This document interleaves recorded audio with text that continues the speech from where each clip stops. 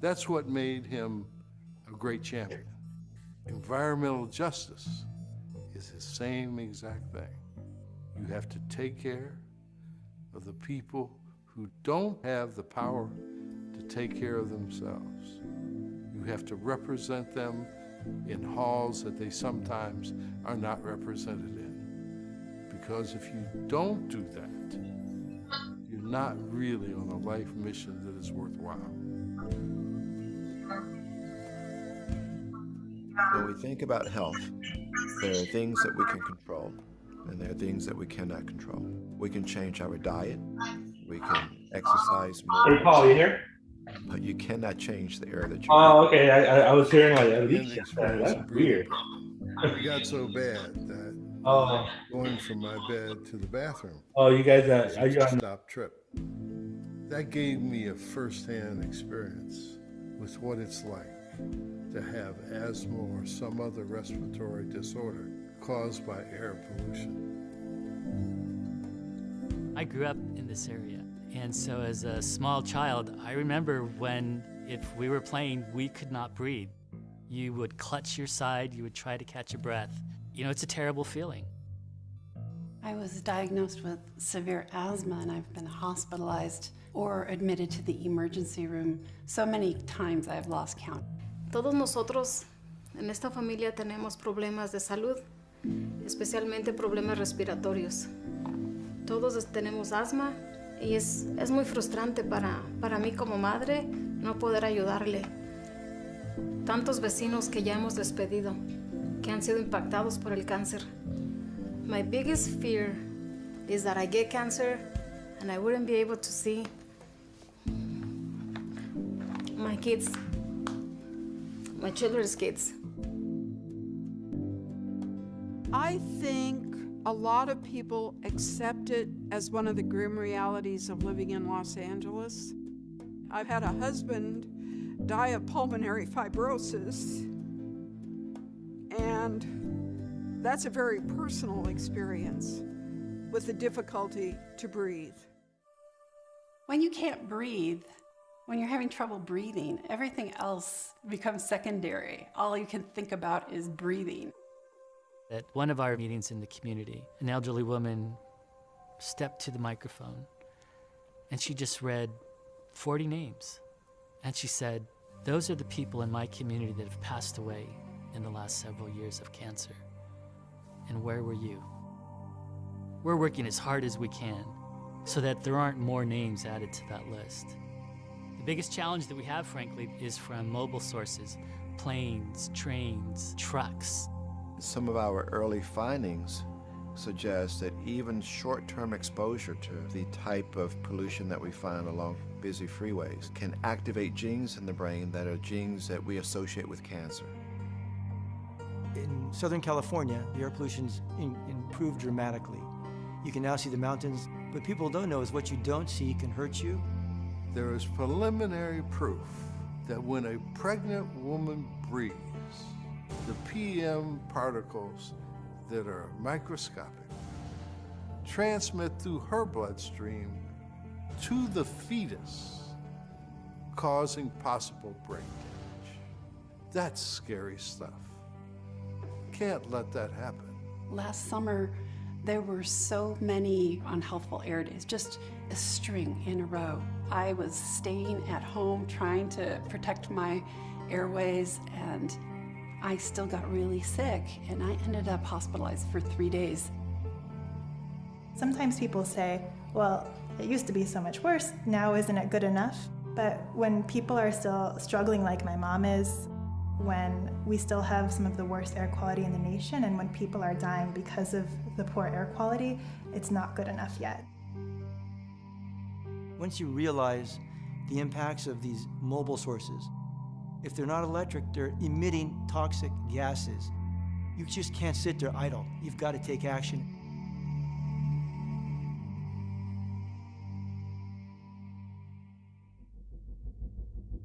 My husband and my 2 kids, they're 4 and 6, we moved to Torrance about 5 years ago. About a year after we moved to our house here, a nearby refinery was having a lot of flaring events. And I started to notice that there was this black dust on my car and on the windowsill, and I was just puzzled by it. I kind of started paying more attention and realizing that the dust was coming at the same time of the flaring, and the kids were coughing more often, and when they would get sick, we'd have to have inhalers prescribed to us.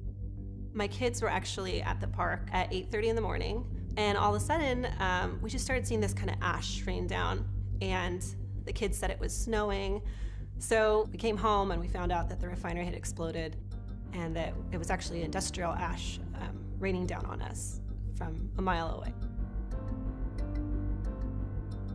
There's a number of people now who say, what are you doing? The air's okay, but it's not fine for everybody. You would never see a freeway go through a very wealthy area, but the freeways are situated in the low-income areas. We have kids that live literally steps from a 12-lane highway. I believe clean air is a right. It's not a privilege. We took a tour to Beverly Hills and we're like, oh wow, like where are the freeways, where are the factories, because that was a norm to us, and that shouldn't be the norm to us. It shouldn't matter where we come from, we should have the same benefits as someone in a different community. We shouldn't have to choose between jobs and our environment. I know that the economy has got to be considered, and I know that you got to put people before economy. So it's just a horrific balancing act, and we're continually trying to work on that. We know there's technologies available that can help us get to our clean air objectives. We know the technology works. We have a shot at cleaning the air if we can have both policy, technology, and incentives lining up. 10 years ago, there were no electric cars. There were no fuel cell cars. We're seeing that progression in the light-duty sector, and now we've got to transfer that into the medium and heavy-duty truck sector. We need to work all together and be united in saying that clean air is something we really value and want to work together to change. I see the first time an opportunity for helping communities understand the impact of environmental injustice, and then help communities understand they have a civil right to quality of air, a civil right to have an environment free of pollutants. All of us have an obligation, and we're all stewards of this beautiful earth. Examine your life and your daily lifestyle. Do you need to drive your car to work? Is there a train or a bus nearby? And maybe if you can't take it every day, take it once a week. The more that we can educate the community, especially communities that don't have access to resources, I think that we can impact personal behavior. Everybody has a right to breathe clean air. Everybody has a right to participate in the decision-making process. Your voice does matter, and your voice could make a change to not only yourself, but to the people around you. The people in the senior citizen homes have a role. The everyday worker has a role. And the children definitely have a role. This is everybody's endeavor, and you got to get us all involved.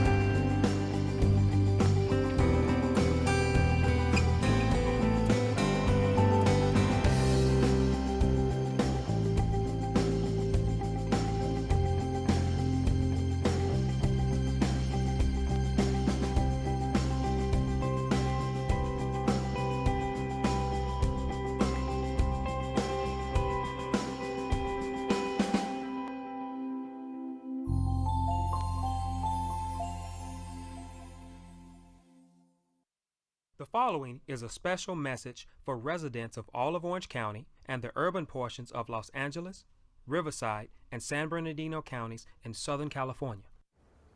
Air pollution is a serious health issue that can affect all of us. At the South Coast Air Quality Management District, we've worked hard to address this problem and continue to take the necessary steps to reduce air pollution so that one day soon we will all be able to breathe clean, healthy air every day. Air pollution comes from many sources: factories, refineries, industrial plants, and small neighborhood businesses can cause air pollution when they make products that we all use, like furniture, chemicals, gasoline, and even food.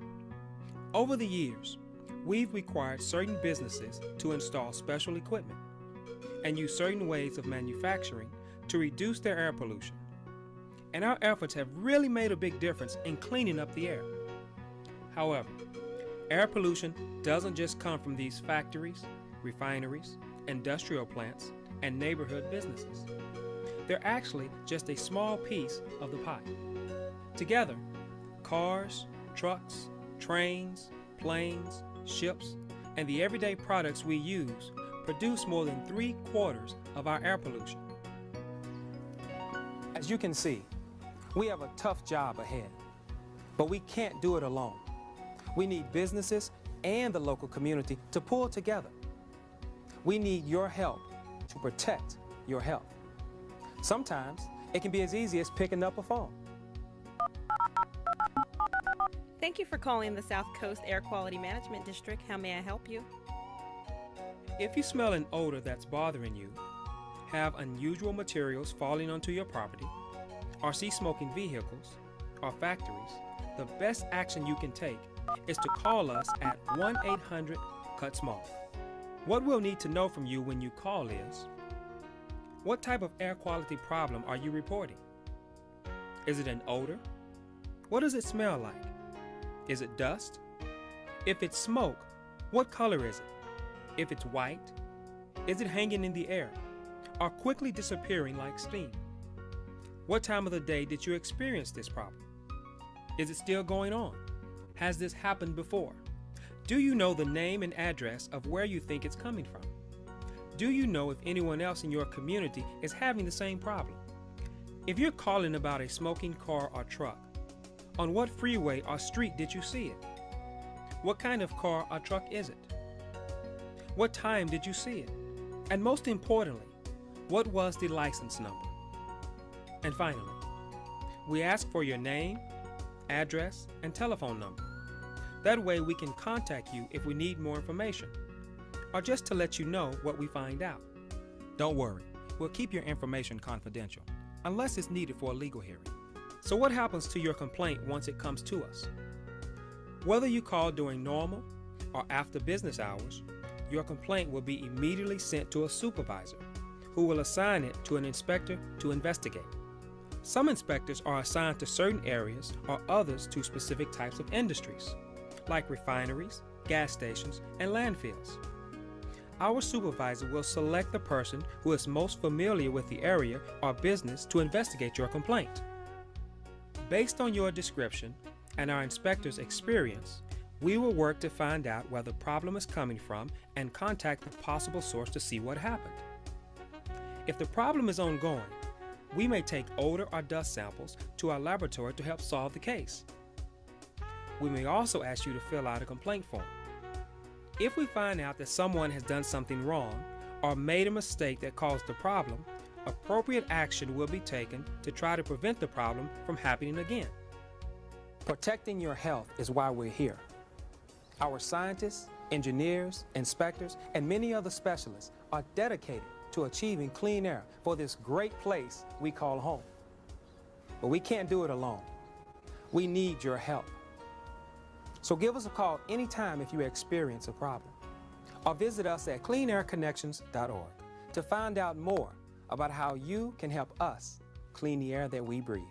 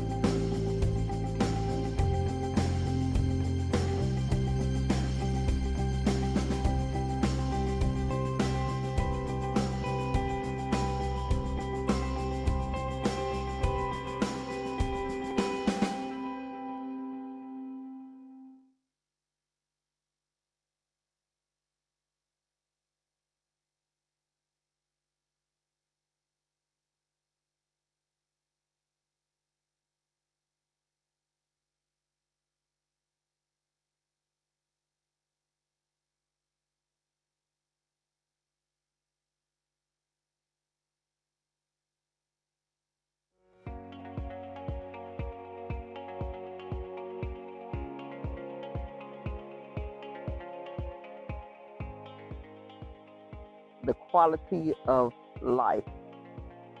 Equity. Love. Health.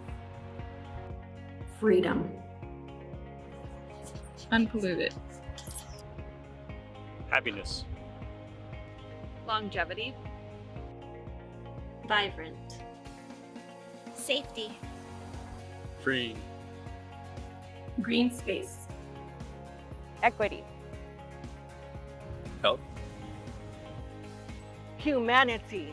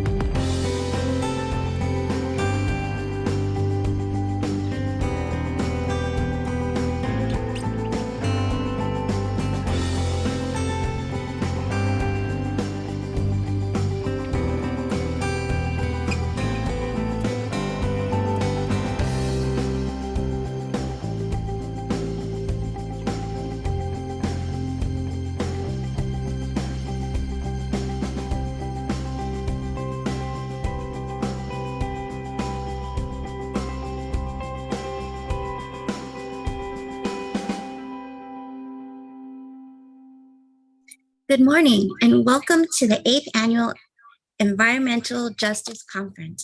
I'm Lisa Tanaka, Assistant Deputy Executive Officer for Legislative and Public Affairs. I'd like to introduce today's MC, Dr. Monique Hernandez. Dr. Hernandez is a Senior Manager at Florida Cancer Data System at the University of Miami Miller School of Medicine. She's also Adjunct Professor with the Department of Geosciences at the Cal State Los Angeles. She's also a member of South Coast AQMD's Environmental Justice Advisory Group. Please welcome Dr. Monique Hernandez.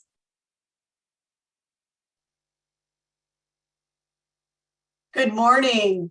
It is my absolute pleasure to be your MC for the South Coast AQMD's 8th Annual Environmental Justice Conference. Thank you for joining us today. We have an informative and exciting program, including a conversation with California Attorney General Rob Bonta and a keynote speech by US EPA Region 9 Administrator Martha Guzman. Before we begin, I will review a few housekeeping items. Please be aware that this virtual conference is being recorded. By participating in this conference hosted by South Coast AQMD, You agreed to authorize recording of audio and visual content presented during the live event and consent to subsequent use of the recording in the public domain by South Coast AQMD. To listen to the conference in Spanish, please join us on Zoom and click on the globe at the bottom of the screen and select Spanish. Para escuchar la conferencia en español, únase a nosotros en Zoom y haga clic en el icono del globo en la parte inferior de la pantalla y seleccione Español. Our conference theme is Our Lives, Our Environment, Collaborating for Clean Air. The best way to collaborate today with your fellow conference attendees is to download the Whova mobile app, where you will find today's agenda, speaker, biographies, and community boards. We hope our conference will facilitate collaboration to support your efforts to reduce air pollution by sharing information and experiences. The Whova mobile app features community boards to network with other attendees by asking questions and engaging in virtual discussions. I challenge you to introduce yourself to connect with at least 3 new people today. If you have a question, please go to the virtual information desk located in the Agenda tab anytime during the conference, and a member of the South Coast AQMD will assist you. We will also update our current Environmental Justice Conference website with post-conference materials and recordings. Now, it is my distinct pleasure to welcome Simon Rodia High School student and participating in South Coast AQMD's high school program, Why Healthy Air Matters, Yvonne Peralta. Please join Yvonne as she leads us into the Pledge of Allegiance. I pledge allegiance to the flag of the United States of America and to the republic for which it stands, one nation, under God, indivisible, with liberty and justice for all. Thank you, Yvonne, for leading us in the Pledge of Allegiance. Now it is my pleasure to introduce the chair of South Coast AQMD's governing board, Ben Benoit. South Coast AQMD Governing Board Chair and Mayor of Wildomar, Benoit was elected in 2010 to serve on the City Council. He joined the South Coast AQMD Governing Board in 2012, where he has been a leading proponent for technological solutions to reduce air pollution impacting environmental justice communities. Under Chair Benoit's leadership, South Coast AQMD is leading a landmark effort with CARB and the California Energy Commission to deploy 100 battery electric trucks. This will be the largest deployment in the nation.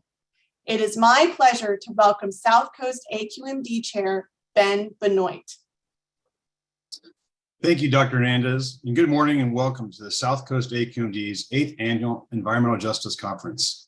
We are here today because despite having some of the most stringent air pollution rules and regulations in the nation, our communities are still breathing unhealthy air.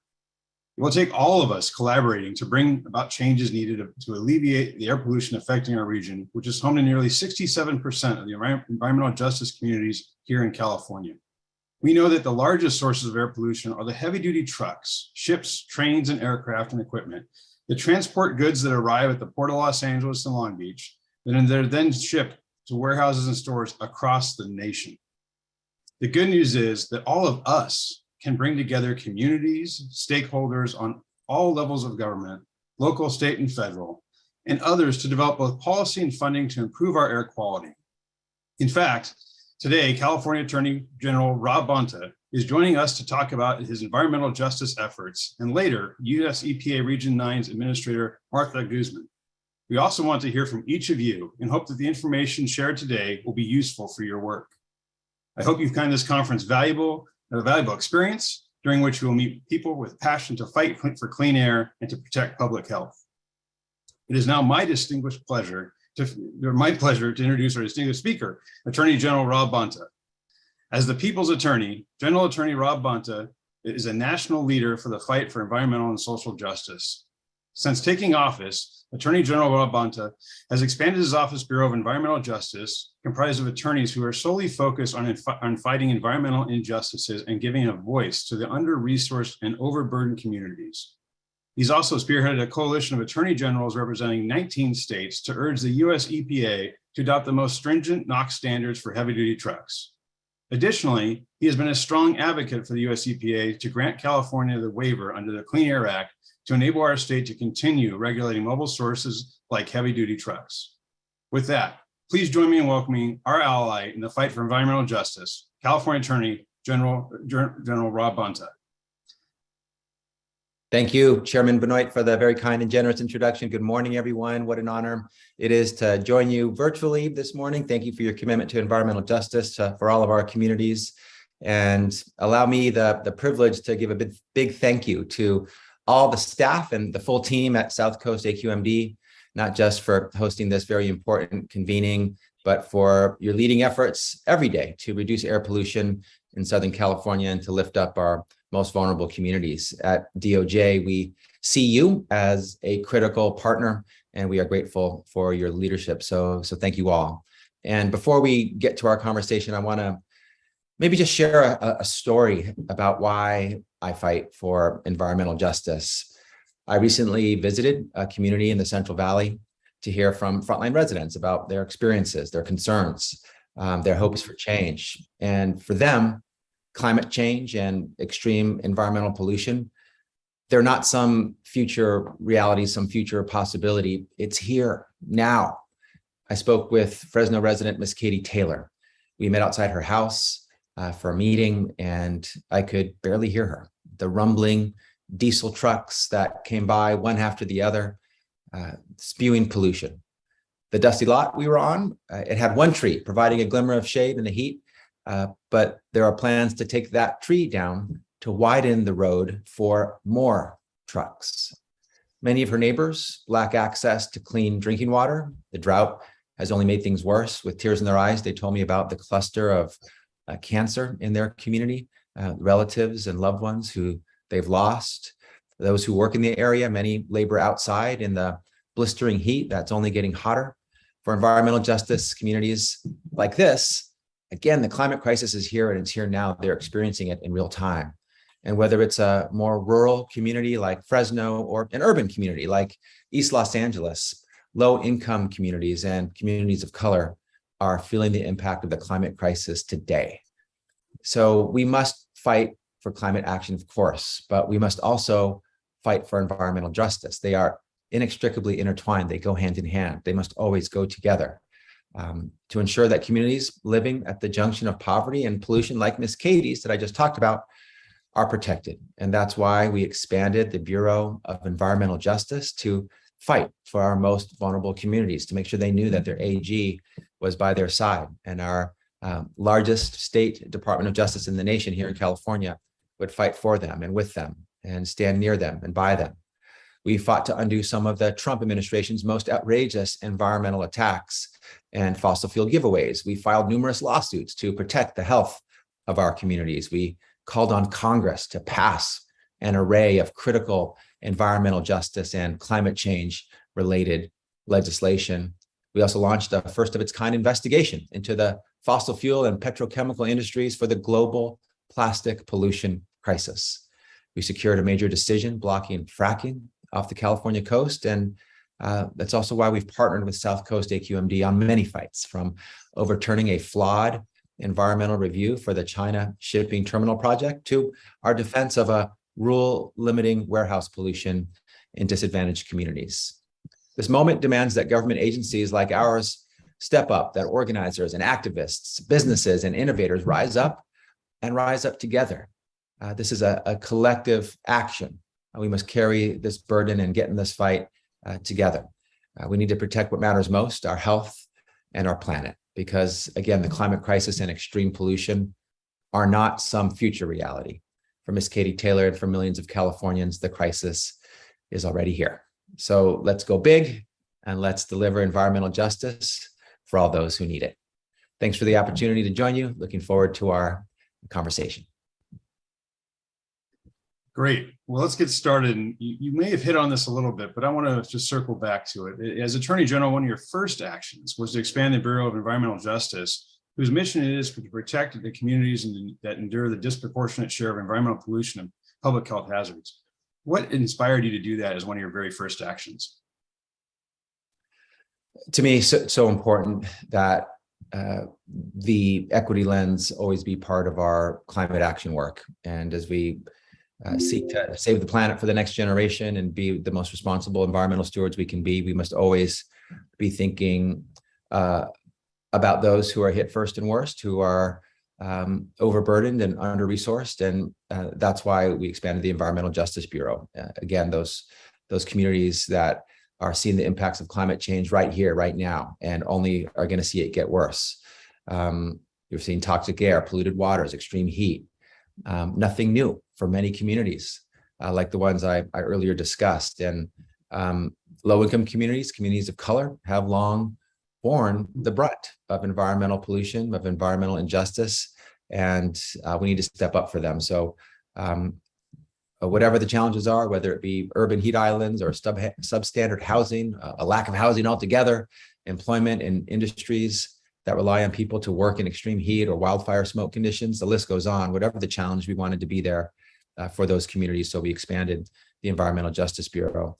And that, of course, that decision was fueled by my priorities, my values, the values of opportunity, equity, justice, and inclusion for all Californians.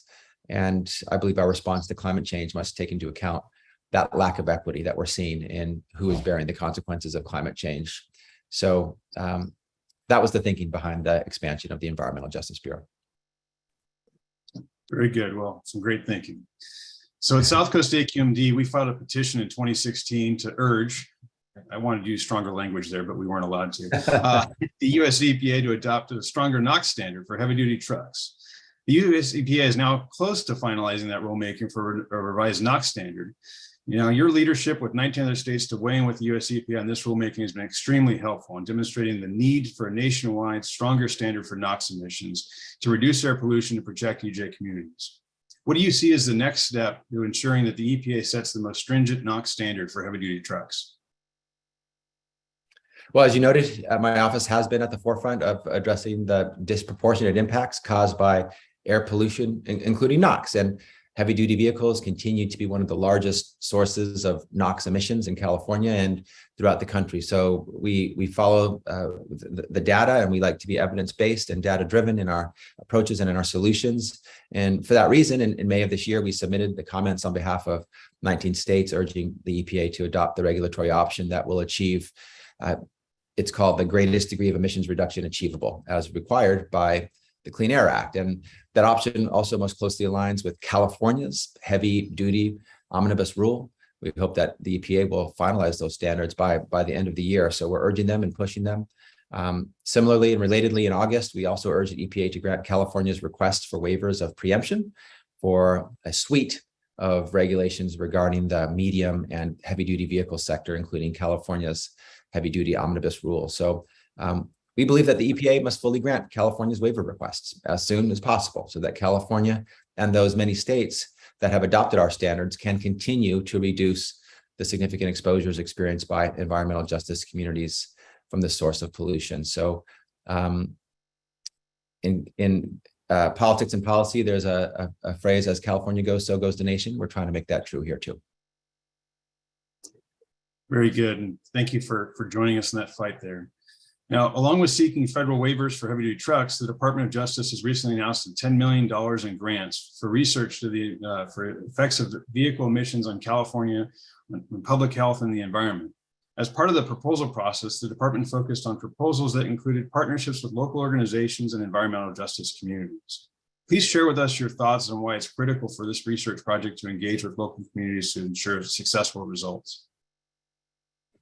You know, in short, the people in the communities that are closest to the problem are also closest to the solution. And we wanted to engage with them and hear from them and co-create solutions with the impacted communities to see how we can be the best partner and the best advocate and the best champion for those communities and their needs. And as the people's attorney, I'm committed to using every tool we have in our toolbox to provide assistance to and elevate the voices of those communities that, again, are hit first and worst by environmental pollution. So in selecting the recipients of the Automobile Emissions Research and Technology Fund grants, which, by the way, stemmed from a 2016 settlement with Volkswagen over its emission cheating scandal. Last year, we focused on proposals that included partnerships with local organizations and environmental justice communities. We believe in partnership. We believe in teamwork, collaboration. We think that there's nothing we can't do when we do it together. And because it's critical work for our local communities, that they have a voice in this work, because again, they're the ones hit first and worst. They're closest to the solution. So the 7 recipients were selected, are engaging in a diverse array of projects to study and mitigate the environmental and health impacts of vehicle emissions in communities all across the state, especially EJ communities. And just want to shine a spotlight on a couple of quick examples which sort of demonstrate what can be done when we work in this way, inviting the leadership of and raising the voices of impacted communities. One grantee is working on a project to address the emissions and air quality impacts of goods movement in environmental justice communities within Southern California's Inland Empire. And I was recently reminded during my trip to Fresno why a project like this is so vital. A resident in the impacted community said this. They said, there's a cost to all this goods movement. Someone has to pay for it, and we're paying for it with our health and our lives. And that stuck with me. Voices like this, need to be part of the conversation, part of the work, mitigating pollution linked to the movement of goods. Because again, they're the ones who are impacted. And just another quick example, another grantee is studying the toxicity, incidence, and potential health effects of non-tailpipe vehicle pollutants, such as particulate emissions from tires and brakes, an important area that demands more research. And again, it's the families that live along highways, near tire shops and brake manufacturers that are impacted, and their voice needs to be heard, be part of the solution, be part of the research. So in total, thanks to these grants, 7 projects across California are studying and implementing meaningful solutions and realities of the climate crisis, with a particular emphasis on environmental justice. So we're pleased to be part of that work. We're grateful for the solutions that will be driven because of the participation of impacted communities, and always looking for opportunities to raise the voices of our communities who are impacted so they can be included and they can be heard. Well, that sounds like great work. I'll share a quick story that when I first came to the Air District, I got a tour of our lab. And I remember even 10 years ago, we were doing studies on what was coming off as far as brake dust particles and tire particles and on glass sheets laid out near and further away from the freeway. And I was very impressed with, or very disturbed more or less, with how far away that material got from the freeways and how many community members are indeed impacted by that. So I know I'll be looking to see what that health effect study shows as that comes forward on that. So thank you for funding them. So what advice can you share with our audience on continuing to advocate for clean air in their communities? What can they do better? I'll say this, the state and the nation need you. They need the courageous, bold leadership that you have demonstrated. They need that impatience for change, that get after it spirit to keep pushing. Do what you know is right. We need to push here. We need to bring others along with us.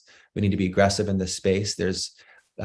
You can't be overly aggressive in this space when you're fighting for the survival of our planet and equity as we do so. So keep at it. Your persistence will pay off. The road to change is not always linear. There's starts and stops. There's setbacks. And there's zigs and zags, but we will get there if we continue to push. And that's something I know from firsthand experience as a child of 2 parents who were social justice activists and worked for the United Farm Workers of America in one of the most transformational movements our state and our nation have ever seen. I had a father who was involved in the civil rights movement and marched and organized in Selma, and a mom who fought for the restoration of democracy in her home country after a dictator rose to power. So I know that the change can happen if we stay focused, if we stay committed, and most of all, if we do it together. Again, there is nothing that we can't do if we do it together. We need to be focused more on the us and the we instead of the I and the me, and realize that there's no us and them. There's only us. One big, beautifully diverse collective us that will succeed if we fight together. And it demands government agencies like ours step up, organizers and activists, businesses and innovators rise up together, again, to protect what matters most, our health and our planet. So your work is important, it is needed, and together we can be successful. As a child, just to end with a quick story, I listened to Dolores Huerta in La Paz, the headquarters of the UFW movement, where my parents raised me. And she said famously and iconically, "Si se puede," yes, we can. Today, let's continue to live out those words. Let's be inspired by those words. Yes, we can stand up for the environment. Yes, we can grow our economy and protect the health of our communities. And yes, we can deliver on climate action. And yes, we are. So let's continue our work. It's important. It's needed. Let's stay persistent, stay vigilant. Yes, we can. So lastly, we do have one time for a little bit of a question from the audience. This question comes from Stefan Cusburn. So his question is, as Attorney General, what is the most challenging aspect of your job? The most challenging aspect of my job is to be everything that I want to be, and I want our office to be for every Californian and American who needs us. We have a role to play in every issue and any issue that impacts everyday folks, whether it be climate and equity, as we're talking about right now, whether it be healthcare, the right to reproductive freedom, whether it be housing, whether it be public safety, instilling more fairness and justice into our criminal justice system, holding large corporations accountable, addressing gun violence. The list goes on. And the one thing that keeps me up at night is the question I ask myself, am I doing enough? Are we doing enough? Are we fighting enough fights and fighting hard enough and effectively enough in all those fights for the people who deserve us to be their champion, to fight by their side, who need us to make their fights our fights? So that's the hardest part of the job. And I always feel like I'm running out of time, and I always want to do more because I know that people rely on us. So I'm going to do the best I can, do as much good as I can, and help as much people as possible. Well, thank you, Attorney General Bonta, for all the work that you do to uplift the environmental justice communities and for inspiring us today. And we know that you're working very hard for us, especially when you talk about running out of time, because we're always up against that wall, but you're working very hard. So thank you. I think one of the lessons that we should all take away with us today is it's possible to create a meaningful change. Attorney General Rob Bonta spoke to us how we all can be part of that solution. Again, thank you for joining us today, and the South Coast AQMD truly appreciates your strong advocacy for the efforts to reduce air pollution from heavy-duty trucks and the good movement system. Working together, we can transition to cleaner technologies to protect the health and quality of life for those living in the frontline communities of our region. And now I'd like to bring back our MC, Dr. Hernandez, for our next session. Thank you, Chair Benoit and Attorney General Bonta. Si se puede. We can all learn from Attorney General Bonta's determination to fight environmental injustices and to improve the quality of life for our most burdened communities. We will now move to our breakout sessions to delve deeper into a couple of important topics. The breakout sessions include building the road to a zero emissions future and community air monitoring. The breakout session, Building the Road to a Zero Emissions Future, will examine zero emissions technologies for medium and heavy duty trucks. The panelists will explore pathways and challenges to deploy zero emissions technologies, including infrastructure, cost, and workforce training. The Community Air Monitoring Breakout Session panel will discuss low-cost air quality sensors, including effectiveness, real-world costs, infrastructure needs, and how the data can be used. Panelists are experts from the South Coast AQMD, academia, and community stakeholders who have deployed and studied low-cost air sensors. The breakout sessions will run concurrently. To select the breakout session that you would like to attend via Whova, click Agenda on the left column of the Whova page, then click Sessions. You will then be able to scroll through today's program, selecting the breakout session you would like to attend. These sessions are being recorded and can also be viewed live on South Coast AQMD's YouTube channel and Facebook page. Breakout sessions will begin at approximately 9:35 a.m. and each will last about 50 minutes. I'll see you back here at about 10:30 a.m. for an inspiring community video and powerful plenary session on the AB 617 Community Air Protection Program. Lessons learned and strategies for positive change. Enjoy the breakout session.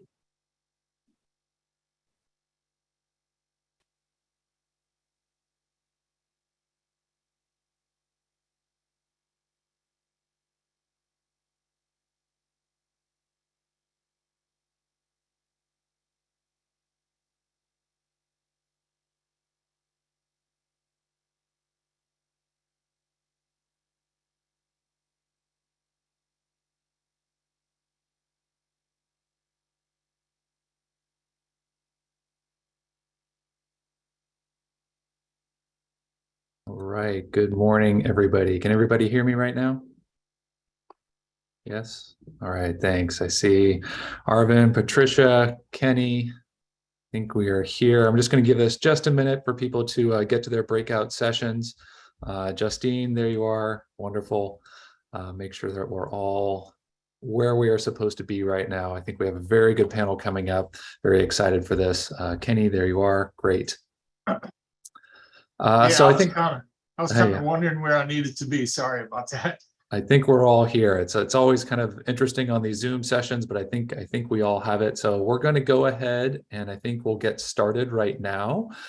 So good morning, everybody. My name is Ian McMillan, and I'll be your moderator for this breakout session today. This one is the Building the Road to a Zero Emissions Future. Very exciting session. I'm actually really excited to be a part of this today. I'm the Assistant Deputy Executive Officer of our Planning, Rule Development, and Implementation Division here at South Coast AQMD. I'm responsible for overseeing the development of our air quality management plan, emissions reporting, AB 2588 air toxic hotspots program, but I also spend a lot of my time working on our mobile source rules, both the rule development and then also the implementation of it. So it's a very exciting topic that we're here today to talk about. I'm really honored to be joined today by really this very esteemed group of professionals. This panel breakout session is going to focus on zero emission technologies for medium and heavy duty trucks and current efforts to invest and develop these technologies. I'm hoping by the end of this session, we can all come away with a better understanding of the different pathways and current challenges we're facing in deploying these zero emission technologies, and how our communities can get involved to help in the transition to a zero emissions future. We're learning a lot of lessons along the way. What we're going to hear about right now are some of these early lessons, but we know that there's going to be more we're going to have to learn along the way. So this is a very timely topic. I'd like to just do some quick intros, and we're going to have each panelist introduce themselves. I'm going to start first with Patricia Kwan. Can you give a short intro? Yes, I'm Patricia Kwan, and I'm from South Coast AQMD. I'm the Acting Technology Demonstration Manager, and I work on a variety of zero-emission battery electric truck and infrastructure projects. Arvin, did you want to introduce yourself next? Thanks, Patricia. First off, I want to thank you all for setting up this very important and timely panel, and also for bringing Volvo Group to the table. I'm the Advanced Technology Policy Director for Volvo Group North America, and I work on a variety of advanced technology policies that includes electromobility. Second hat that I wear is I also lead our group engagement in the state of California. Thank you. Do you want me to just popcorn it to somebody else? Go for it, yeah. Kenny, go ahead. All right, thank you, Arvin. Good morning, everyone, and thank you for inviting me to the 8th Annual Environmental Justice Conference. I am the chair for the San Bernardino Valley College Heavy Duty Truck Program, and we've put together a Clean Vehicle Technology Certificate that gives students the education needed to supply themselves for newer technology. So glad to be here, and who's next on the list here? Let's go to Justine. Thanks so much, Kenny. Hi there. Good morning, everyone, and thank you so much for having me. I'm Justine Chow with Southern California Edison, and I'm a senior project manager in our e-mobility group, specifically focused on leading SCE's Charge Ready Transport program, which provides infrastructure support for customers procuring medium and heavy duty electric vehicles. So really looking forward to the conversation today. And thank you again for having me. Excellent. So let's go ahead and just start diving into the conversation, why everybody's here today. So I'm going to have a series of questions, and then I'll be pinging it to each of our panelists here. Really want to hear all of their great thoughts on this. So let's start on this first question. So as advocates and experts working on zero emissions technology, can you please share your current efforts in the development and deployment of clean air trucks and infrastructure? And I'll just start how I see it on my screen. So Arvind, maybe you can go first. Thank you. So Volvo Group North America, we play in a variety of different product portfolios that includes medium duty and heavy duty trucks, and also other products such as transit buses, commuter buses, and construction equipment, and power solutions. But focusing on just the trucks, we have two brands in North America, as you all probably know by now. It's the Volvo trucks and Mack trucks. And I'm proud to report that we're actually doing a lot in this area. In fact, both these brands have battery electric solutions that are commercially available today. The Volvo truck is available in a few different configurations, and it's being deployed in a variety of regional pickup and delivery operations, such as drayage and other short haul applications. The Mack truck, of course, is very unique, and it has an electric version for the refuse application. So obviously a very different application area. So those are primarily the two big products that we have as far as our trucking sector is concerned. Globally, we have a commitment to have 35% of our sales be zero emission by 2035. And then by 2040, we want to be net zero. And then 2050, we want to have a net zero rolling fleet. So we have ways to go, but we're going to get there. And we're already doing a lot of this in California. Great, appreciate all that. Patricia, do you want to go next? Yes, thank you, Ian. So, although battery electric trucks and infrastructure are commercially available, we're still learning a lot about how to deploy these at scale. And very pleased to be working on everyone on this panel on doing that for our JETSI pilot project, where we're deploying 50 Class 8 battery electric trucks at 2 fleets, NFI and Schneider. And I think that's going to really give us some additional lessons learned on how to, because when you do things at a larger scale, it kind of in a way amplifies all the issues. And we've also discovered that by working early and often with our utility partners, such as Edison, that it has really helped enormously in the planning process before you actually even start construction. I think that is something that we've learned from our previous projects, Volvo Lights and the GGRF Zero Emission Drayage Truck Project and others, is the importance of working closely with our OEMs, with our EVSC suppliers, and with our utility partners. Great, really appreciate that. And I'll just ask all of our panelists, I know we are all deep in the weeds on all of these topics all the time. As we're using acronyms, might be good to just explain what it is that all the acronyms are, because we know all these projects, we know all these terms, but making sure that everybody is on board with everything we're talking about, because it's really exciting stuff. I think one of the nice things is once you get an acronym, it means that there's a program that's moving and developing, and somebody's thought of that there's an acronym. So it's good to know this progress is being made, but let's just try to remember that as we go forward. So thanks for all that. I see next on my screen, Justine, do you want to take this one next? Great. Yeah, thank you, Ian. At Southern California Edison, we really recognize that the transportation industry has a vital role to play in helping the state achieve its goal of carbon neutrality by 2045. Edison's Pathway 2045 white paper suggests and estimates that, to achieve that goal by 2045, 3/4 of passenger duty cars, 2/3 of medium duty vehicles, and really 1/3 of heavy duty vehicles need to be electric. And so, there's a lot of work to do. And to Patricia's comments, we're thrilled to be working with so many partners across the industry, to enable that transition. And to support that work, SCE is really focused on addressing issues that pertain to the availability, the affordability, the awareness, and the accessibility of EV charging infrastructure. And we've launched EV infrastructure programs and services that are really aiming to address some of the key cost and complexity barriers that are associated with charging infrastructure installation. An example is the program that I lead, Charge Ready Transport, or CRT as we call it for short, which does provide make-ready infrastructure to qualifying customers that are procuring at least 2 medium or heavy-duty electric vehicles.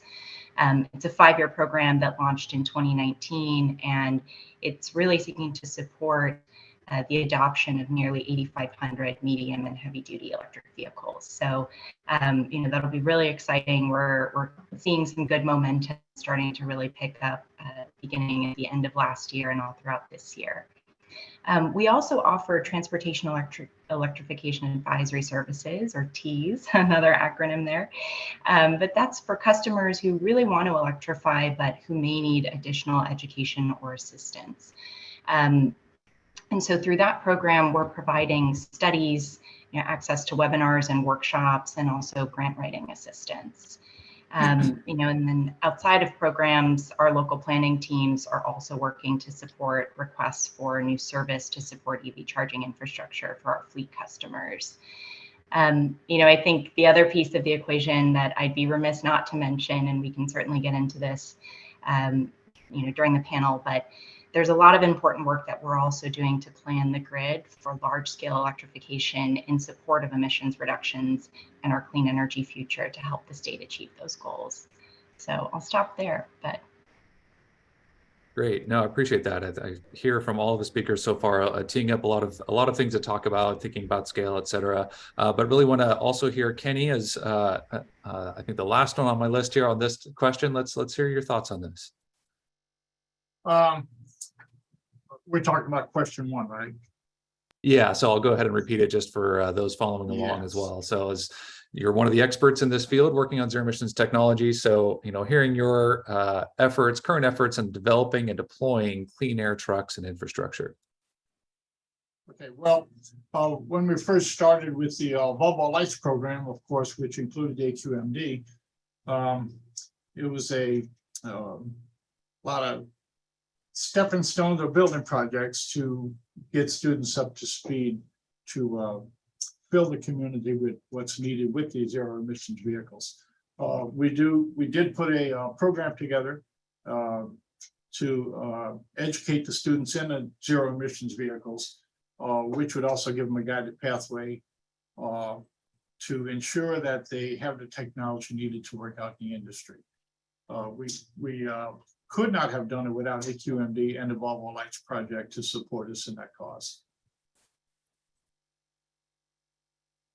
Great. Yeah, so I think that's what we're hearing now from our panelists, hearing some more of their specific expertise, of hearing from an engine manufacturer, hearing from government with what AQMD is doing, hearing from utilities, and hearing on workforce. So there's a lot of different diverse viewpoints we're hearing from here that are all need to come together for the zero emissions future, which we're all really trying to get to.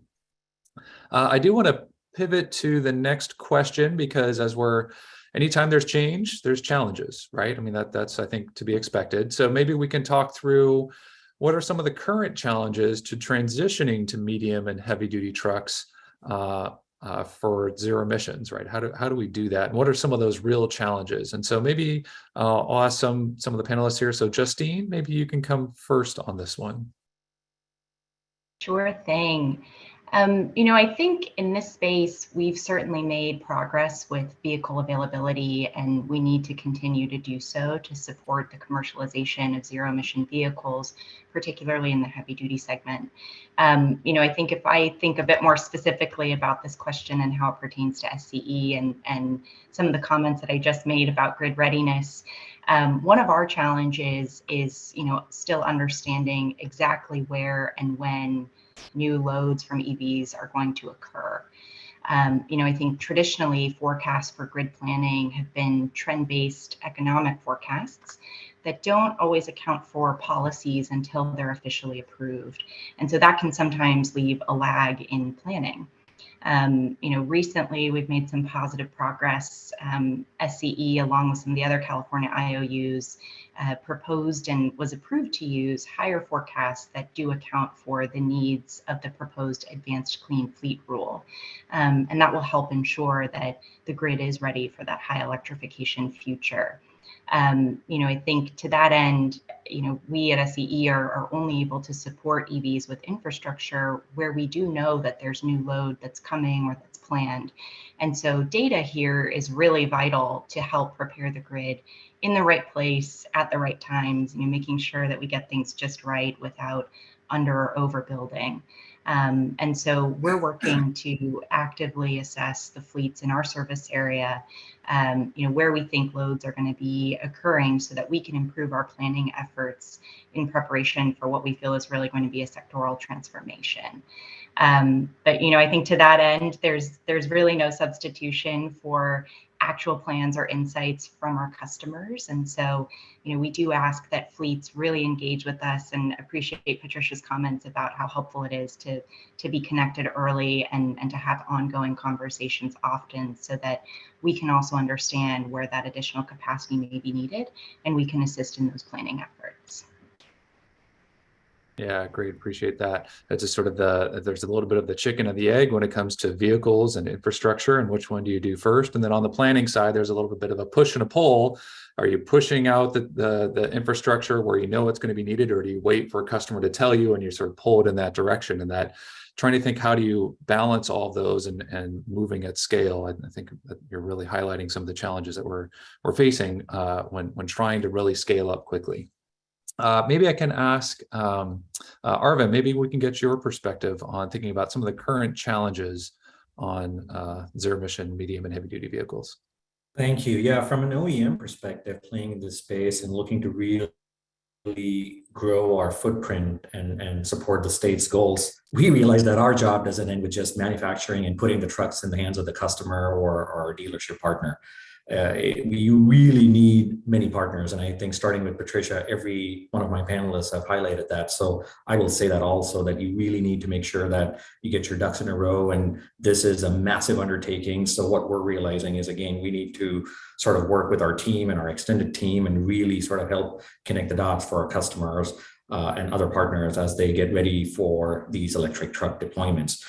From the manufacturing side, obviously, these are not just scaled up versions of Teslas, very different products, more battery packs, heavier, and obviously more expensive. So I think one of the challenges has been, we're so grateful for a program like Volvo Lights and California Climate Investments and, the Air District's leadership and CARB's leadership, because these are the programs and incentives like HVIP that are really moving the needle. So one of the things I would say is this has been like a principal vehicle, no pun intended, for our customers to dip their toes in the water and put bigger orders of trucks. So one of the biggest challenges that I see is to offset these costs. We definitely need to sustain these types of incentives for vehicles. And it's not just HVIP, but core programs. And then, Carl Moyer and all the other really good programs that this state is running, we need to make sure that it's going to continue to run for the vehicle. Now, this is a different technology vehicle, a different fueling, obviously. So we obviously appreciate the leadership from the utility sector. We definitely need these make-ready programs to continue. We definitely need massive support from state agencies like the California Energy Commission to put more money into the infrastructure, at least for the near term. So definitely, I'm really kind of flagging the financial incentives and those types of pieces that need to come together, which are really going to grease the skids for us to put more of these trucks, because for the near term, these trucks will be quite expensive. Yeah, no, definitely appreciate that of hearing, you're dealing with customers in a different way than what Justine was talking about, and that they have to actually purchase the vehicle, and how do they do that? And, they might have a lot of reason they want to go zero emissions, but if it's a very, very high sticker price and these early stages with new technology, how do they deal with that, right? And so these government incentive programs are really key to kind of bring that market to bear. So yeah, really appreciate you sharing that challenge that is out there right now. I want to kind of hear maybe from a different perspective too, or sort of a different viewpoint. So Kenny, can you highlight some of the challenges that you see when it comes to transitioning to medium and heavy duty vehicles to be zero emissions? Yes, one of the biggest challenges we have in the industry is getting support from the industry that creates these new items you need for training out the industry, like charging stations and the information needed from the manufacturers, which give us the opportunity to distribute the message out to the community. The businesses that are moving toward buying zero emissions vehicles or electric vehicles, they need to know how to maintain them. They need to know when they need to maintain them. And even the driving skills they need to drive these vehicles has all changed. We're offering those classes here at the college to get them up to speed. We're driven by an advisory, and our advisory, when we first started talking about zero emissions vehicles, was do we want to do it? Do we not want to do it? Well, as the years moved on, we're getting more input from our advisory, which is leaders like companies like Penske and C.R. England and Tech Equipment and all of the major companies that have something to do with transportation within the Inland Empire and our surrounding areas. And we're focusing more on the hydrogen fuels and preparing our students to go out and be hired by these companies to work on these vehicles. What we're seeing as another challenge is the students are getting the education and completing the courses, but the industry really isn't ready to accept them to work on that portion of the vehicles, because most companies are hiring from within. The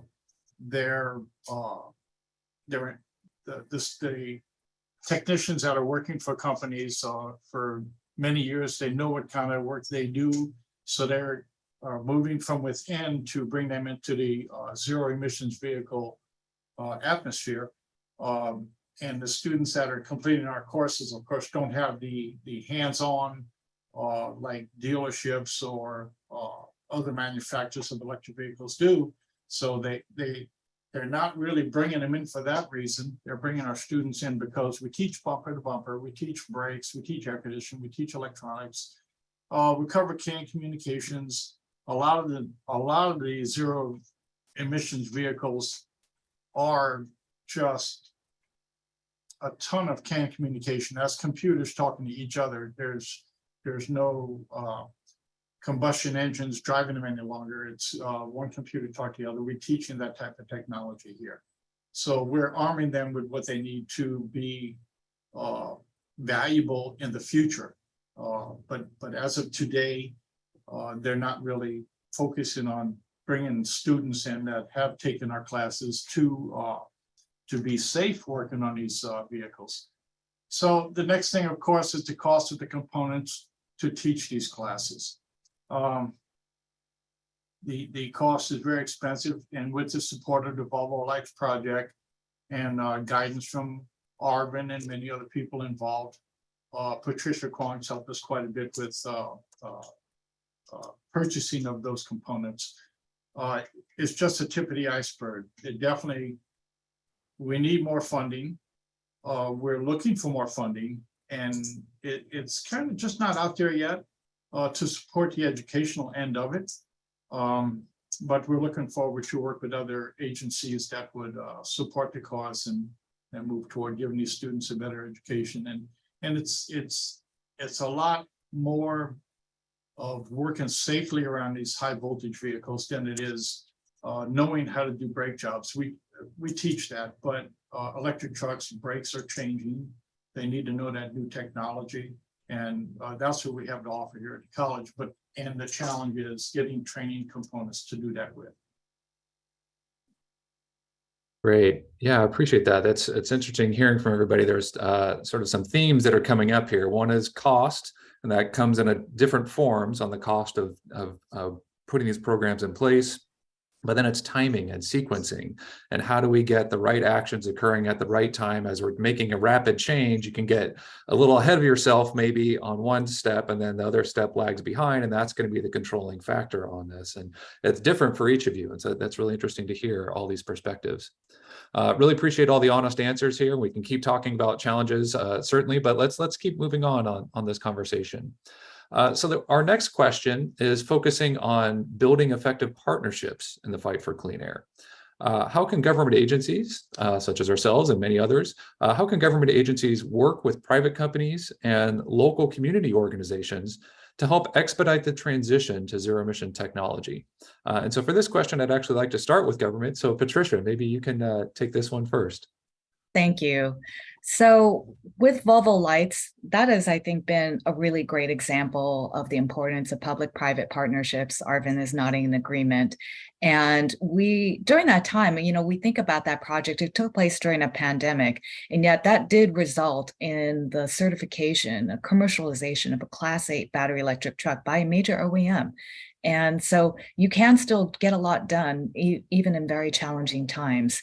And I think part of that is that we were able to develop a very smooth working relationship with Volvo and with all the partners on this project, including folks like Kenny and the work that they do at the local community colleges on training and maintenance for battery electric trucks, working with our utility partners such as Justine at Edison, working with fleets. And that really kind of set the stage for doing other additional larger deployment projects. And I'm going to just leave it at there. I could talk a lot more about the importance of public-private partnerships, but I think Arvin has something to say. Yeah, go ahead, Arvin. Well, I mean, I second everything. And again, just pouring oil on AQMD's feet, right? I mean, it's just incredible how we, and we being not just Volvo Group, but all the other private entities that were part of Volvo Lights came together. There was so much trust and learning how to work together, and not just deploying the vehicles, deploying a commercial product or commercialization of the electric truck, but we worked together to change some fundamental policies in the utility space, in the infrastructure space, to get things moving. And we did that together as a team. We tackled workforce development as a team. We educated the broader community about the benefits and the realities associated with the deployment of zero-emission trucks, the transition, working with our fleet partners, with a community-based organization and community colleges. So it was an incredible effort, and that was only possible because the government agency took this leap of faith. And again, kudos to CARB, kudos to California Climate Investments for making this investment. As a suggestion, one of the things that I would urge the government agencies to do, and it's happening, but we need to do more of that, is for the government entities to come and talk to the fleets, the end operator, and see how these investments are resulting in real world products. We bring in other thought leaders, such as our friends from the NGO communities, because just because you do a Volvo Lights doesn't mean it's done.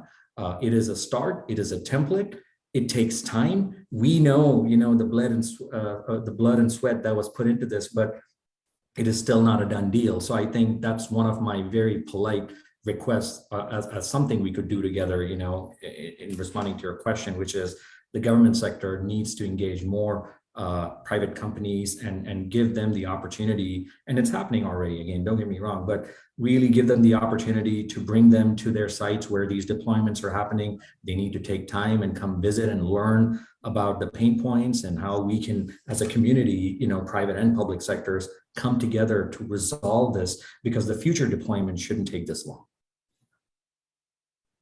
Yeah, no, that's really appreciate that and understand that perspective of, we've done one, in the case of Volvo Lights, that's one project. It's a very big project, but it's one project, and that's, that has one look and feel to it. But you go to a different fleet and they might have a different perspective. And as an OEM, you're trying to think of all the many, many, many customers you have, and similar in government, we're trying to think of broadly, how does this scale? I think it's also on that point to be interesting to hear, Justine, your perspective too, because you're trying to think about at scale and how to deal with, all the customers that you have. What are some ways that you think that partnerships, with government, private companies, community organizations, what's some of your perspective on that? Yeah, I think that this is a great question, just given the complexity of these larger, medium, and heavy duty infrastructure projects. There's a lot of work for all of us to be doing together, and I think there's a number of ways in which we can all collaborate. I think I mentioned earlier that we're working to continue to assess fleets in our service area, but ongoing opportunities to kind of echo the comments of my colleagues about working together with private companies and local community organizations and local government partners to share data on fleet deployments with the utilities, with us at SCE, can really help us, reduce some of those uncertainties in planning and ensure from the grid perspective as well that we're prepared to support those loads as they're materializing. I think if I look also more specifically at infrastructure projects and just some tactical things, we realize that there's a lot of good work underway today for many of our local government partners to streamline their permitting processes. And, we certainly support those efforts, to get the necessary infrastructure in place more expeditiously, in order to hasten that transition to zero emissions vehicles and help our customers and our communities that are operating, these trucks and buses and those that are living in those communities benefit from the reduced air pollution and the benefits that come with zero emission vehicles. So, kind of wanted to add those perspectives. I think there's been a lot of really good information shared by my fellow panelists already. So.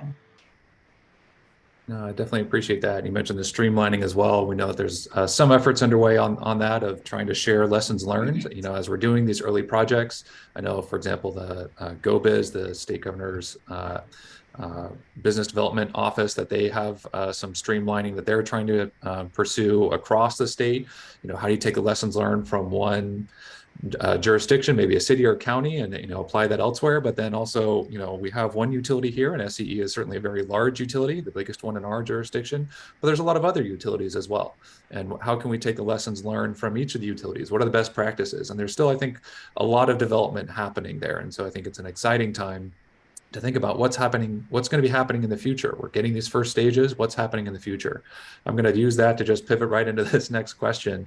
And maybe we can start talking about what are some upcoming and promising projects in the development and the deployment of zero emission trucks. And actually this time I'd like to start with Kenny. I'd like to hear your perspective. You're working a lot with students and sort of the future, and people are trying to invest in their lives, invest in their careers. And what are you seeing are some really promising developments coming here? Make sure. Okay, that's good.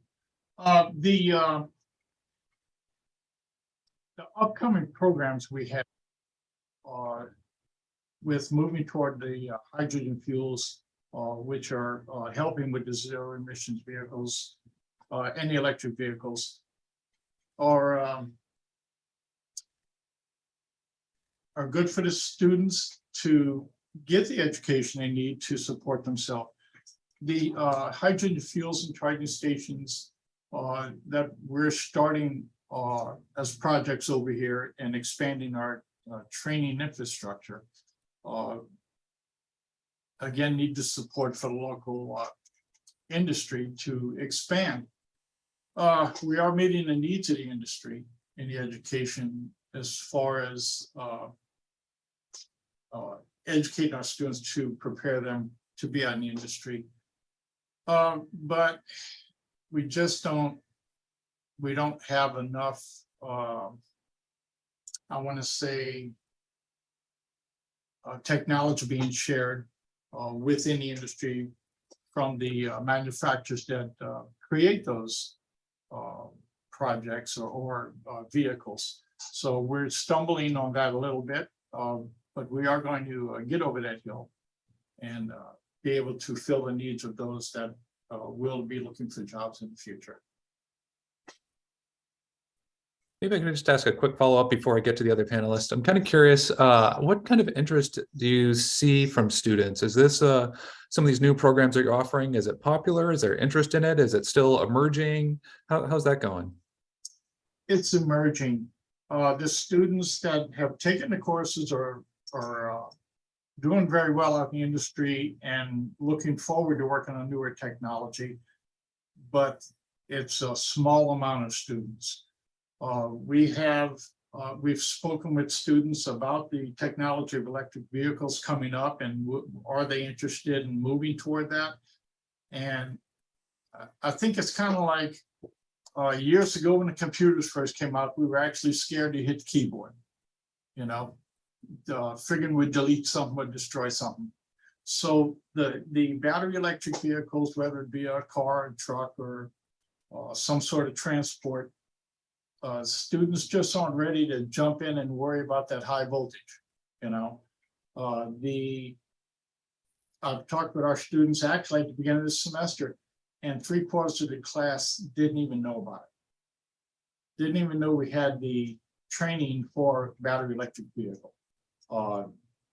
So what we're doing to try and address some of that is we're bringing this information to high schools. We're trying to educate 9, 10, 11, 12 grades to get them up to speed, to get the interest of taking these classes to go out in the industry, to be prepared for working on these electric vehicles. And of course, giving them the knowledge it takes to work on them for how they work, how they function, the insides. It's not just the safety.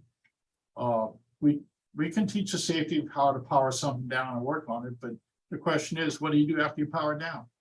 And that's the avenues we're covering over here.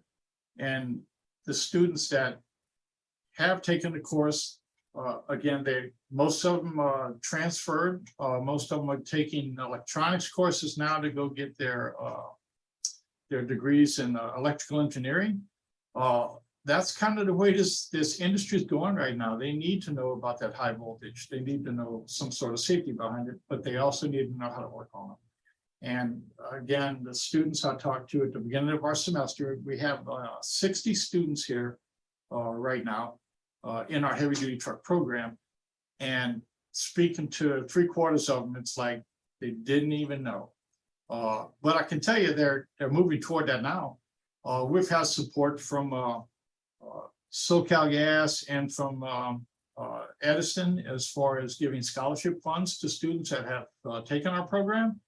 And as an example, we've just given about $25,000 worth of scholarship money to the students that have taken and or completed the program. And it's helping them to afford to take other classes to expand their technology.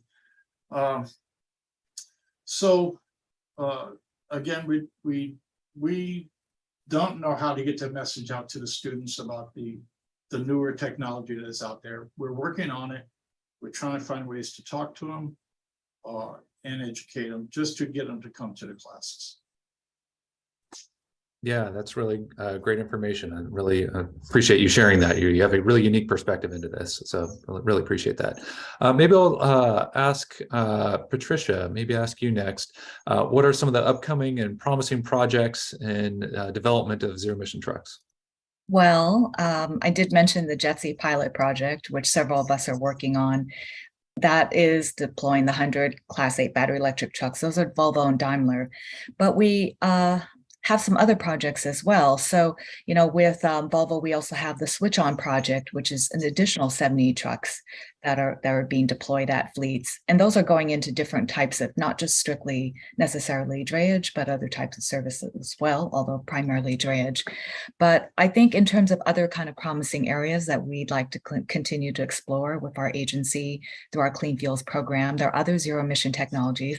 So we're also interested in exploring fuel cell trucks or fuel cell technologies, hydrogen infrastructure, you know, so they're at different stages of commercial readiness, but we feel like with the success that we've had with the Class 8 battery electric trucks, that would be wonderful to capitalize on that in some of our close partnerships with OEMs and the utilities, with community-based organizations and local community colleges, to just continue to expand on different types of technologies and vehicle categories.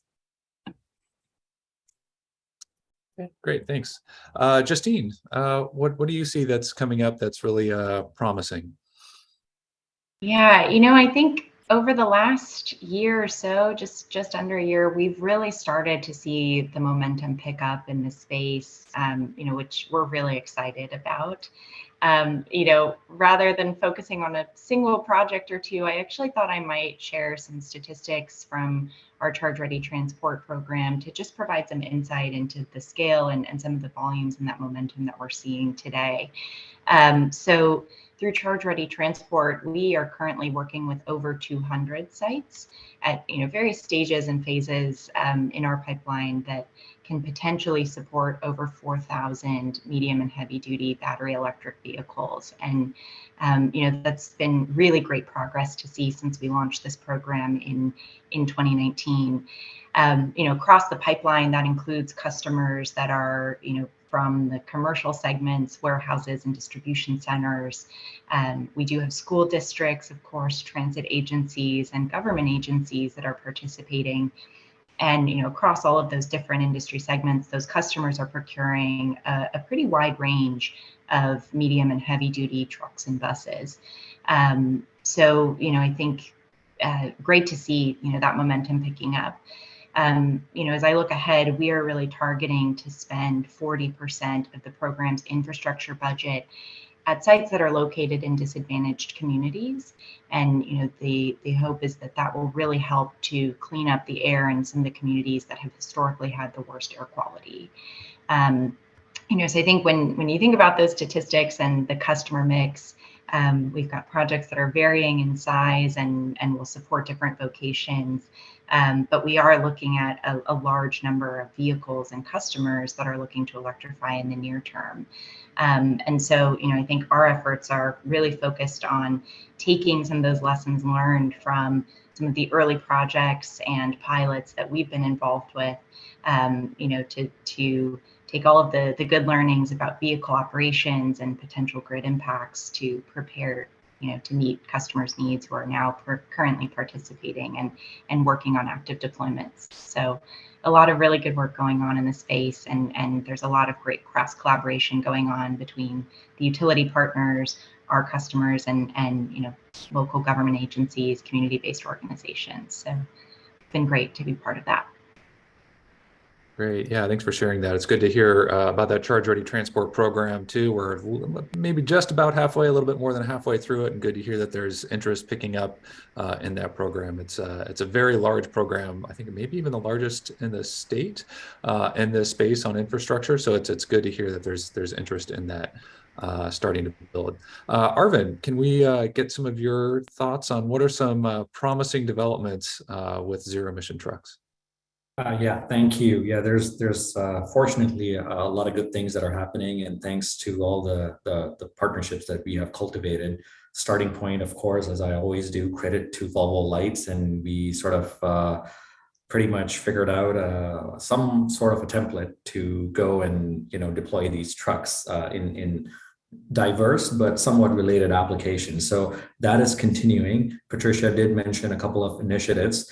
But I'll sort of take a step back and talk a little bit about some of our other initiatives, such as CEC funding that we got to build out the California Electrified Corridor. Now, it is 5 dealership locations, but within the Volvo Lights project, we had 2 of our dealership locations electrified. Now, one of the things that we're trying to do is work with our dealership partner and get them EV certified, meaning they have all the means and technical capabilities to actually service electric trucks and also support the deployment of electric trucks, because all fleets are not the same. There are small fleets, there are large fleets, small fleets that don't have access to private charging, which could potentially go to the dealership and use their semi-public charging, so to speak. So that's a project that we're very excited that has been awarded. You guys probably saw the press announcement, but it's going to be built out over the next couple of years. So it's going to be a great opportunity to work with 2 utilities that are really key in this area. There are similar projects in Maine that are going to be launched in California. We're definitely looking at ways to work with the right agencies to do hydrogen projects and also battery second life applications. So those are some things that are sort of in the conception phase, I would say.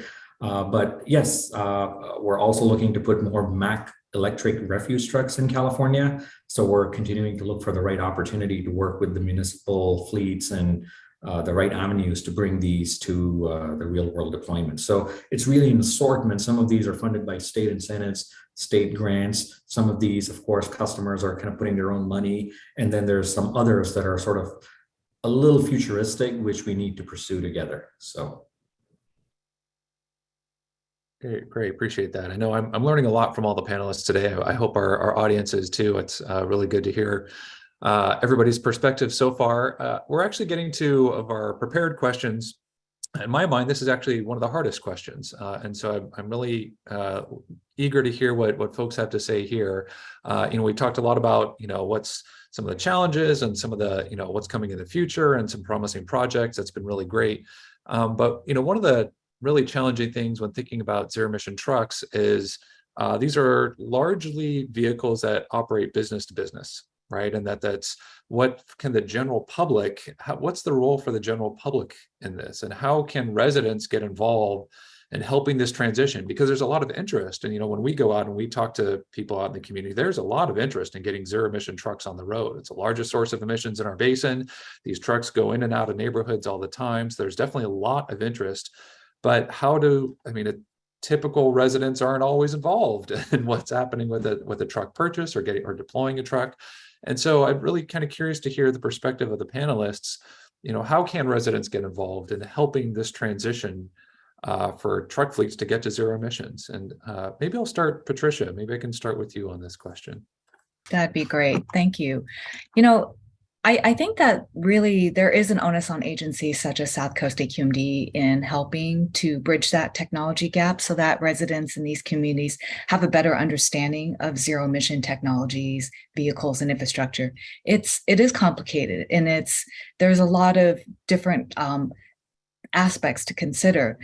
In some cases, residents in our AB 617 communities have a community steering committee meeting structure in which to facilitate their understanding of these issues. And I think that we need to continue to do outreach to community members for our other projects whenever we have that opportunity, such as the JETSI pilot project, where we're with these big projects that we're now proposing and getting funded through grants, we're always proposing or including a community outreach component. We're including organizations such as Coalition for Clean Air or Breathe SoCal to really work to create kind of community workshops to really kind of help us with the messaging about zero emission technologies, about the progress of fleets as they deploy these technologies in the infrastructure, and to better get feedback from those community members as to what their concerns are and how to really fully address those concerns. But I think first and foremost, it is really just giving community members an understanding of different kinds of zero emission technologies, battery electric, fuel cell, infrastructure. What does it take? Why is it challenging? Everyone says it's challenging, but why is it challenging? Really giving them all those tools in their toolbox to understand and then to advocate and to make their own concerns known to us. Yeah, I really appreciate that, Patricia. Justine, maybe we can get your thoughts on this topic. Certainly, I think we realize the importance of bringing along all of our communities, in this transition in order to successfully achieve our clean energy future together. And so I think for residents, engage in the process. I think climate action cannot be a kind of top-down process or initiative. We really do need, new voices, everyone's voices, and those innovative ideas in the conversation to not only be creative, but to also ensure that we don't leave anyone behind. And so I think residents should engage with local government agencies, as Patricia was saying, and their community-based organizations, to voice questions, share comments and feedback, and also concerns regarding charging solutions and potential locations. But yeah, I think Patricia really summed it up well. Yeah, great. Appreciate that. Arvin, any thoughts on this? Well, my fellow panelists did an outstanding job. No, but this is so important. I'm so happy we're thinking about this, right? Just like a happy customer is the best advocate for this technology, a well-informed resident or a community member is going to be a big help to solve this climate issue as we're all working so hard. So I think absolutely imperative that they know that the technology is here, but it's not equivalent to just flipping on the switch. There's so many different moving pieces. This is it's a paradigm shift, and it's a transition in progress.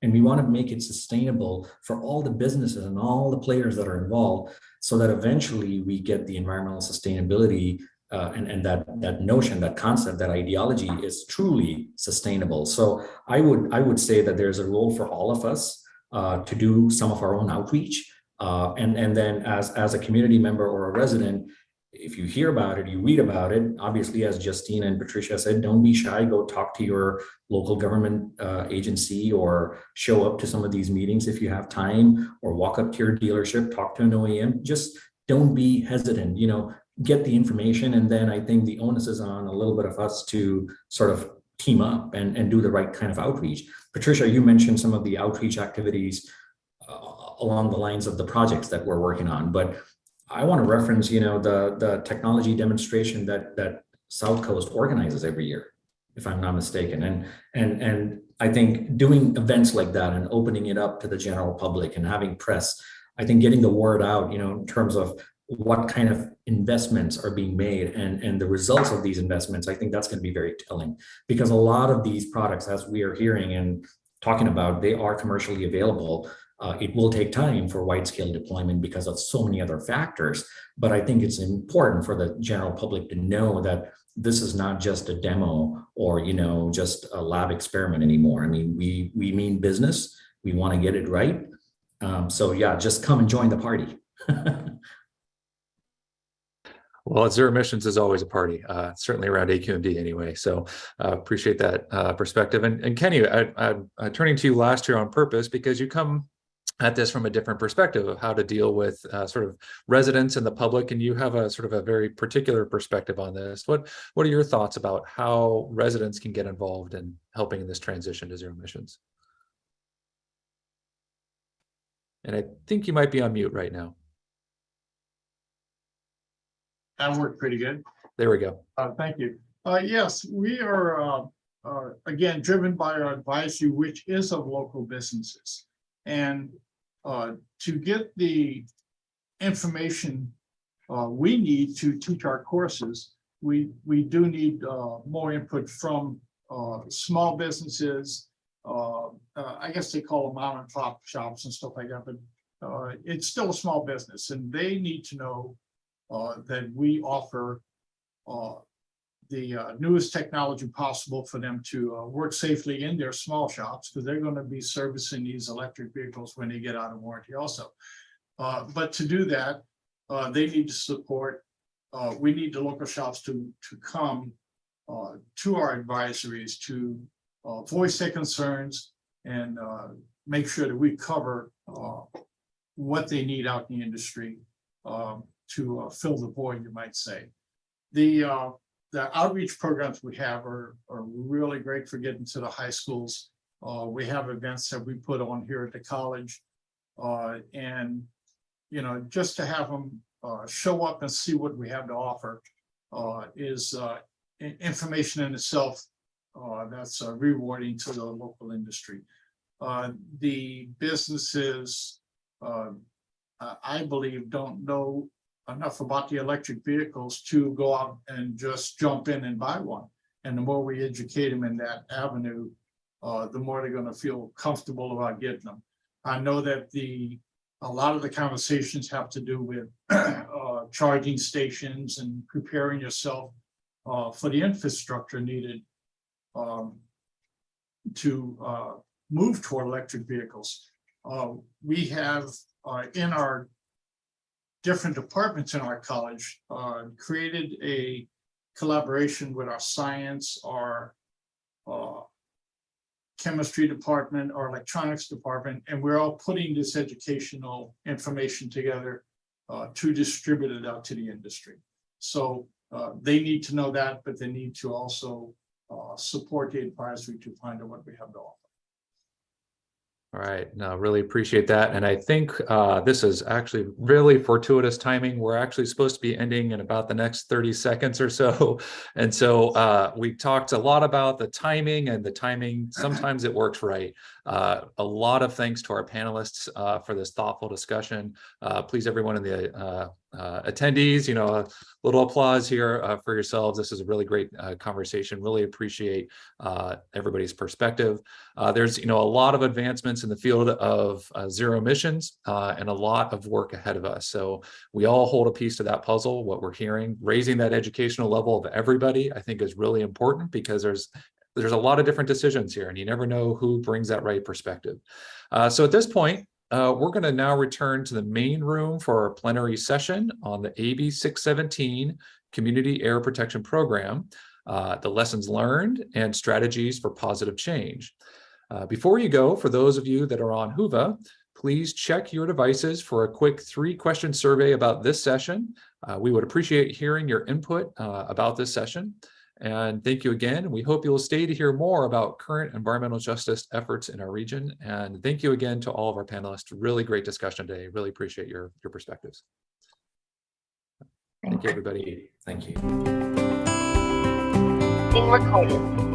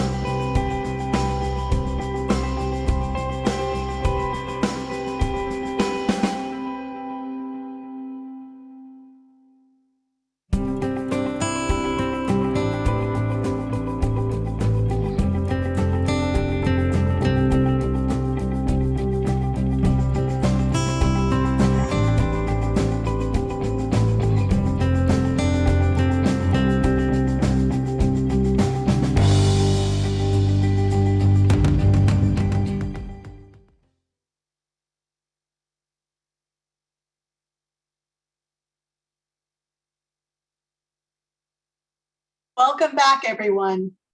I want to express appreciation for our breakout session moderators and panelists. The goal of the sessions was to share experiences, lessons learned, and help promote the exchange of ideas for positive change in our frontline communities. We also want to thank the elected officials and virtual exhibit partners joining us today. Our thanks to Jorge Chavez, Mayor Pro Tem of City of Bell Gardens, Stan Liu, Council Member of City of Diamond Bar, Natalie Moser, Council Member City of Huntington Beach, Tammy Kim, Council Member City of Irvine, Oscar Flores, Council Member City of Linwood, Vincent Chang, City Clerk of City of Monterey Park, Nelida Mendoza, Council Member City of Santa Ana, Evelyn Zimmer, Council Member of City of South Pasadena, Paula Devine, Council Member of City of Glendale, and Bernadette Suarez, Council Member of City of Lawndale. We also have several elected offices represented by staff, the offices of Representatives Takano and Lowenthal, State Senator Gonzalez and Bradford, also Office of Assembly Member Cervantes. We have over 783 registered attendees, so we apologize if we missed anyone. Please reach out to our staff and we will note your participation. Before we begin our plenary session on AB 617, we have prepared a short video highlighting some of the incredible work by our community-based organizations in our region.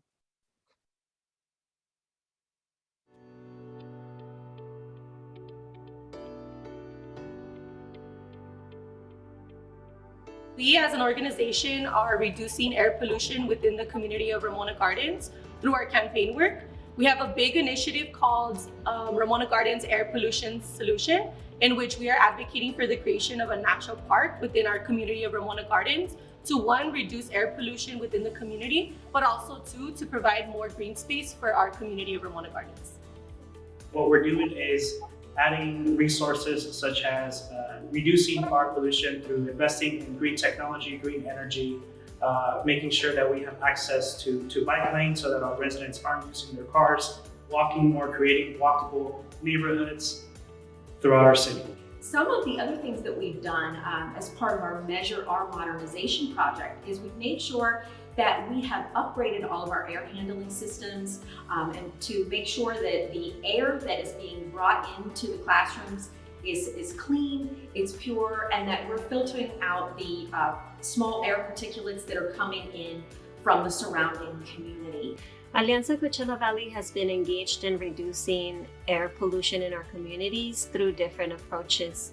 We do advocacy to ensure that there is adequate resources to build projects that will result in reducing air pollution. For example, bringing pavement to many of the rural mobile home park communities as one example, but also partnering with researchers so that we can better understand the impact of the air that we breathe. We are so happy to be co-leads with the South Coast AQMD for the AB 617 South LA CSC. Congratulations, South LA. Your community emissions reduction plan has passed and we are looking forward to implementation to make sure that as the legislation and the new culture permits that we have just transitioned and our residents are not left behind. Mobile home park.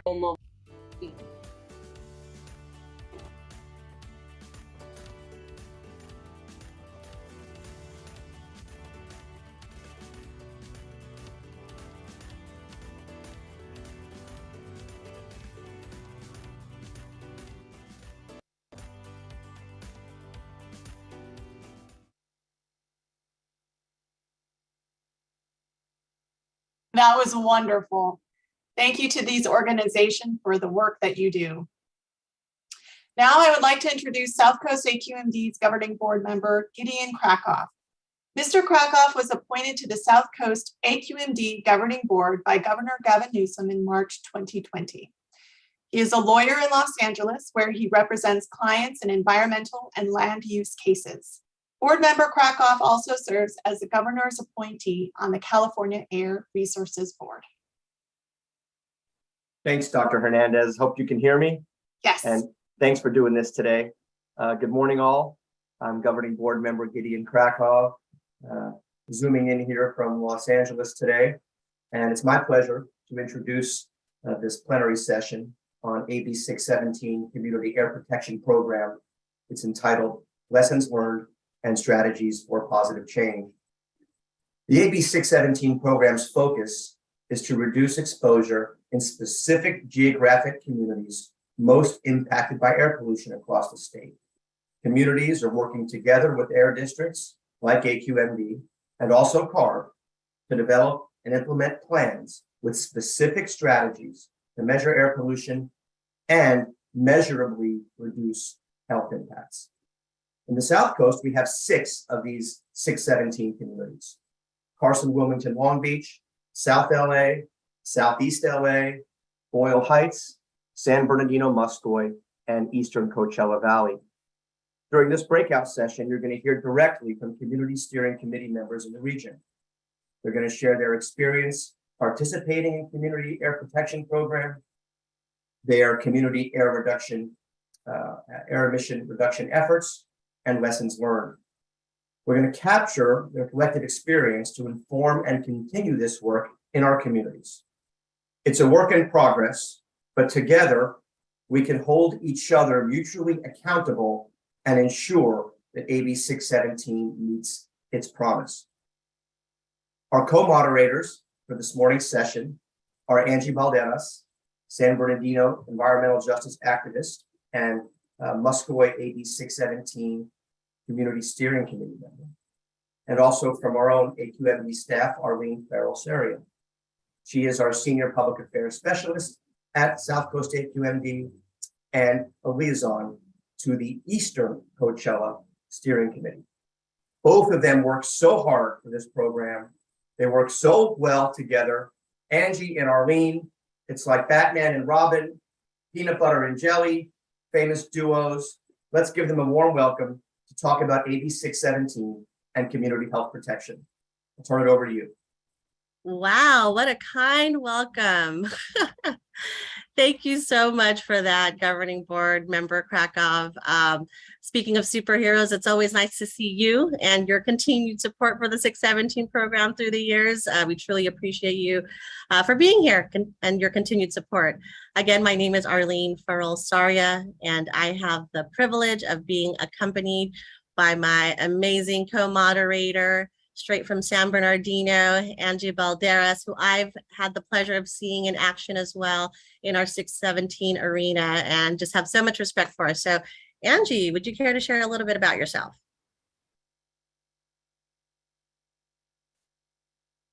Sure. Thank you so much, Gideon Krakow, Chair, and Arlene for that intro. Once again, I'm very honored to be here with such great folks. It's a beautiful day when you get to chill with beautiful people, right? My name is Angie Balderas, pronouns she, her. I'm here on occupied land of the Serrano people here in the IE. And I will be co-moderating, of course, these breakout sessions. So first of all, let me let you know a little bit about myself.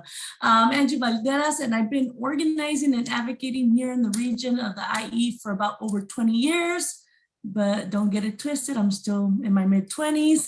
I've had the pleasure to work alongside some of the folks for all these years who are on the panel, whether it been regarding education, LGBTQ rights, labor and union rights, and of course, environmental justice. I am the co-chair for the AB 617 Muscoy and San Bernardino Committee. And I am also an organizer with the Sierra Club, and just a community member who is here for the fight, right? Together to do whatever we can to leave a better IE, a better California for the future. This breakout session will be speaking to members of the CSC from virus. I'm sorry, Arlene, I think I took your spot. No, I was just gonna say, you are not just a community member. We will hear from all of you today, especially this esteemed group of professionals who also join us, Angie, just as dedicated to their communities that they serve, just as you are, and to the fight for environmental justice and clean air. So we are super excited. We hope by the end of this session, we can all come away with something of a better understanding of this program, all the different opportunities and the different approaches to how we're moving towards implementation, and of course, to ensure more of these positive outcomes by working with community members such as yourself. So Angie, you want to go ahead and take it over and see who else who's joining us on our panel today? Yes, we have a fire group, I mean VIP status, joining us today for the plenary session panel of the AB 617 CSC members. We're gonna give our panelists a few minutes to introduce themselves and tell us more about themselves. Who are they? What city they're representing. So let's begin with the one and only Reverend Patricia Strong Fargas. Reverend Patricia, can you please let us know a little bit about yourself? And thank you for joining us today. Yes, I'm very excited to be here today. I'm very excited to be part of this panelist. And I am Pastor Patricia Strong Fargas, a pastor located in South Los Angeles on 87th Place and Central Avenue. And I've been part of this panelist group over a year now. And I think we've done great work. I was excited about the work. I was excited about coming to be on the team when I see there's a difference. And that's what I'm all about. Making change, making things profitable, making this a viable society. And I am located here in South Los Angeles. I've been pastoring here for quite a few years. We have so many groups that I'm part of. One of them is co-chair of Faith for Safer Streets, fighting for slowing traffic down. Anything that will make this community a better place to live in, anything that will make the city of Los Angeles a better place to live in, anything to make this country a better place to be around, anything to make the world a difference. Pastor Pat is part of it. And the cities that I represent in South Los Angeles includes Baldwin Hills, Crenshaw, Compton, Linwood, South Central Watts, and West Adams. And our group have worked hard, and you'll hear more about it. So I'm just so happy to be here and be a part of this panelist group. Thank you for asking me. Well, thank you. We are so honored to have you bringing that fire, Pastor Pat. Appreciate it. And next on our panel is the one and only Mary Valdemar, who I've had the pleasure of knowing for many years, and vice versa. She's had the pleasure of knowing me. I'm just joking. So Mary Valdemar, take it away. Let us know a little bit about yourself. Unless you want me to tell them. You know, we have lots of things to say about Mary Valdemar. I think we might have lost her for a little bit, so we're going to hear more from Mary in just a little bit. Maybe we can move on to our next panelist. Yes, let's hear from Mr. Jose Ortiz. Jose Ortiz is joining us, another person on the panel, another expert. Sorry, Jesus, I'm sorry. Jesus, can you please let us know a little bit about yourself? Yeah, definitely. So my name is Jesus Ortiz. I am a resident from the city of Southgate. Currently, I work in the city of Pico Rivera. I am the sustainability coordinator, and I am helping push our industry become more sustainable, not only when it comes to air quality, but when it comes to zero waste and initiatives where we can conserve and protect our environment. I studied at the University of California, Santa Barbara, majored in political science with a focus in environmental studies. And I am very, very proud and happy to be joining you guys. This is very important, not only to all of us, but, our community. We're representing our community. So yeah, that's a little bit about myself. Thank you. Thank you so much, Jesus. We totally appreciate you being here and can't wait to hear more. And so next we're going to pass it over to Anita Liu. Anita, please share us about yourself. Good morning, everyone. And it's wonderful to hear the level of energy and passion behind all of the speakers, really very, very inspiring. Keep it going for a couple more years if you can. I would say that. I'm a resident of Indio. I'm out here in the desert cities representing the AB 617 Eastern Coachella Valley group. There are about 7 communities that are part of that: Indio, Coachella, Thermal, Mecca, North Shore, Oasis, Vista Santa Rosa. We're all up at the northern end of the Salton Sea. And I'm sure I'll probably have a chance to mention that as a question as we answer some questions on this panel.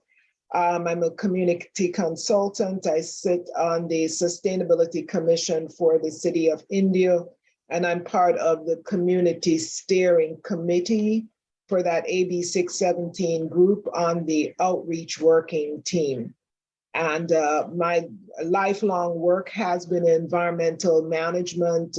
That's what I've done for decades for industry and others. And it's just really turning that around and turning those skills and experience around, since everyone has something to contribute, period, to contribute to this really significant challenge that we have ahead.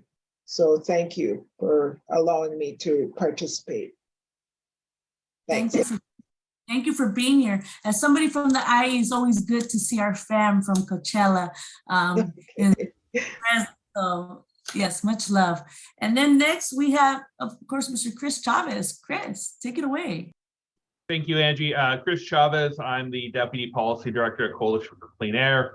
I'm also a member of the Wilmington, Carson, and West Long Beach AB 617 community. I'm a resident of the Western Long Beach region, just to the east of the 710 freeway. So certainly we have a number of air pollution issues in this area, ranging from the ports, trucks, refineries, oil and gas operations, industry, and so on. So certainly, and I know that that's all of our communities have a number of impacts that we deal with on a daily basis. So certainly looking forward to this conversation. In addition to that, recently appointed to the Long Beach Parks and Recreation Commission. So looking at things like park equity, which is also tied into the broader efforts towards environmental justice and trying to help communities that have long historically experienced environmental racism, environmental discrimination. Hey, thank you, Chris. Folks, when I tell you we're bringing fire on this panel, we're bringing fire. So thank you all for doing such amazing work in your communities and just for overall for California and for Mother Earth. So thank you for sharing and taking the time to join us here today. And I'll pass it back to Arlene. Awesome. And I believe we have Mary Valdemar back. Can she come join us and say hello? Hi, y'all. Sorry about that. Technology has the worst timing ever. And welcome to the inland region where our internet is not the best. My name is Mary Valdemar. I'm a 20-year employee at San Bernardino Valley College, and you may have heard some of our colleagues in the previous sessions, Todd Heibel and our folks over in our CTU program. So proud of my colleagues. And, Angie's also an alumni from Valley. We have a lot of Valley College folks in the room. And I'm also the co-founder at an organization called CHICA, which is the Chicano Indigenous Community for Culturally Conscious Advocacy and Action, and have been doing community organizing work since I was a student at Valley and kind of never left. I've been there over 20 years. I'm so passionate about the AB 617 work and thankful for the legislators who really took a big risk in trying to change the status quo and how we do business as we talk about environmental justice, and really looking at the intersections between environmental justice and social justice issues that have been impacting our communities for a very long time, especially in regions like San Bernardino and Muscoy, where we sometimes feel like we get the cookie crumbs of other resources that often go to the more dense areas of the state, the Bay, Sacramento, Los Angeles, and the outliers, the communities that are farther away from those urban centers, tend to feel left out. And so I think the whole idea and the history behind that is so significant. And we're just barely embarking on this journey, starting as kind of the guinea pigs to try to lay the groundwork for what hopefully will be future generations where this is the norm, where community-centered decision-making is the norm and not the exception, not just in the environmental justice world, but in the world as we know it across the board for all the agencies that are working with community instead of for community, with community, to make the decisions that impact us all. Thank you. Yes, thank you so much, Mary. And let's continue to talk about that journey and hear more about that passion that our full panel with us here today. And so we'd like to give enough time for each panelist to answer. So we'll try our very best to get through this.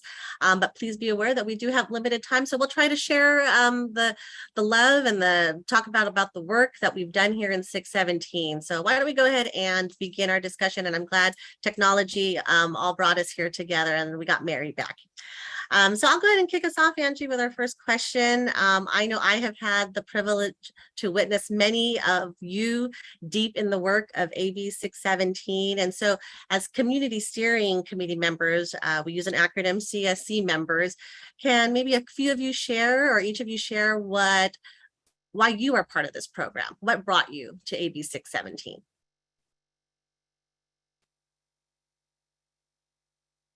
I can start. That's okay. Awesome. So the main reason why I decided to become a CSC member for South Coast AQMD and AB 617 was because it gave us the opportunity to represent our communities. And for the first time that I've seen, we've been given a platform, and all the frontline communities have now a voice. We can actually address our own concerns and see what is affecting our community the most, our region. So that's the main reason why I decided to join, because it actually gave us a platform to, express how we feel and what's our biggest issue when it comes to our region. I'll take up from there, and in the interest of time, I have to be honest, my primary driver is the biggest one in front of our doorstep, which is the Salton Sea. We're looking at, they say, hundreds of millions in property loss potentially by 2047. And I think that number is kind of small, perhaps. We have a beautiful, folks have invested so much in the growth of this area. We've got a beautiful new hockey stadium that is just finishing. We're trying to do stuff for our folks that are on house. We're trying to bring the nice thing about being out here in the desert is the thought is to, you hear it at the city level, at the community level, is to bring everyone along. It's not just the folks who can afford the millions of dollars of houses, although we have those out here.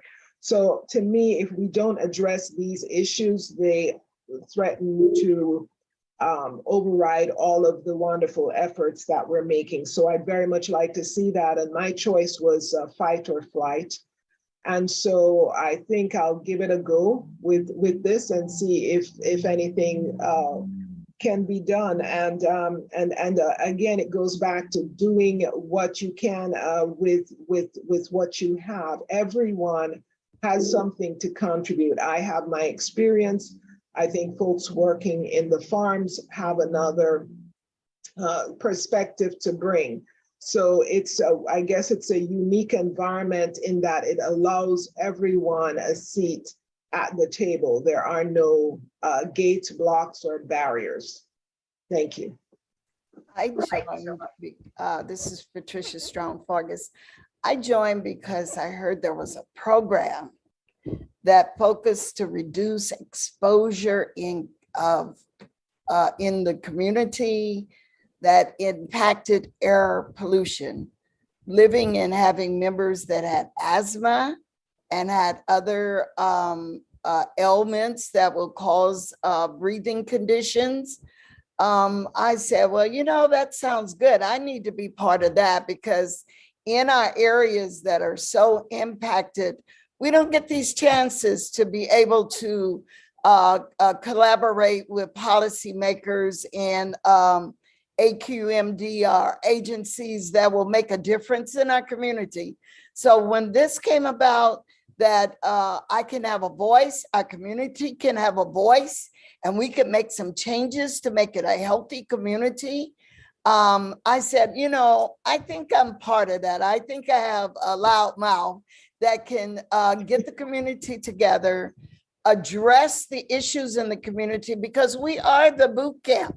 We are the troops that know what's going on in our community. So if our voices can be heard to make a change and to reduce and monitor things that are not conducive to our environment and too much pollution, let me be part of it. So that's why I joined. Yeah, I think one of the big things about AB 617 is for so long, air pollution in California was looked at through a regional or a statewide lens, but really there wasn't enough attention being paid attention to local issues, things happening at the neighborhood and community level. So you can say things have improved overall, but when you still have massive disparities at the local level, at people's neighborhoods, again, living downwind of the 710 freeway, we deal a lot with diesel particulate matter. We deal with stuff from the refineries. Conversely, the Salton Sea. For me, if I was regular, I certainly don't know enough about the Salton Sea to make a decision on it. But being able to hear that community input, that community feedback, and saying that this is something that we care about, something that needs to be addressed, I think that's really the key thing that interested me in AB 617 is how do we elevate, how do we prioritize the issues that our communities are facing and actually getting action on them.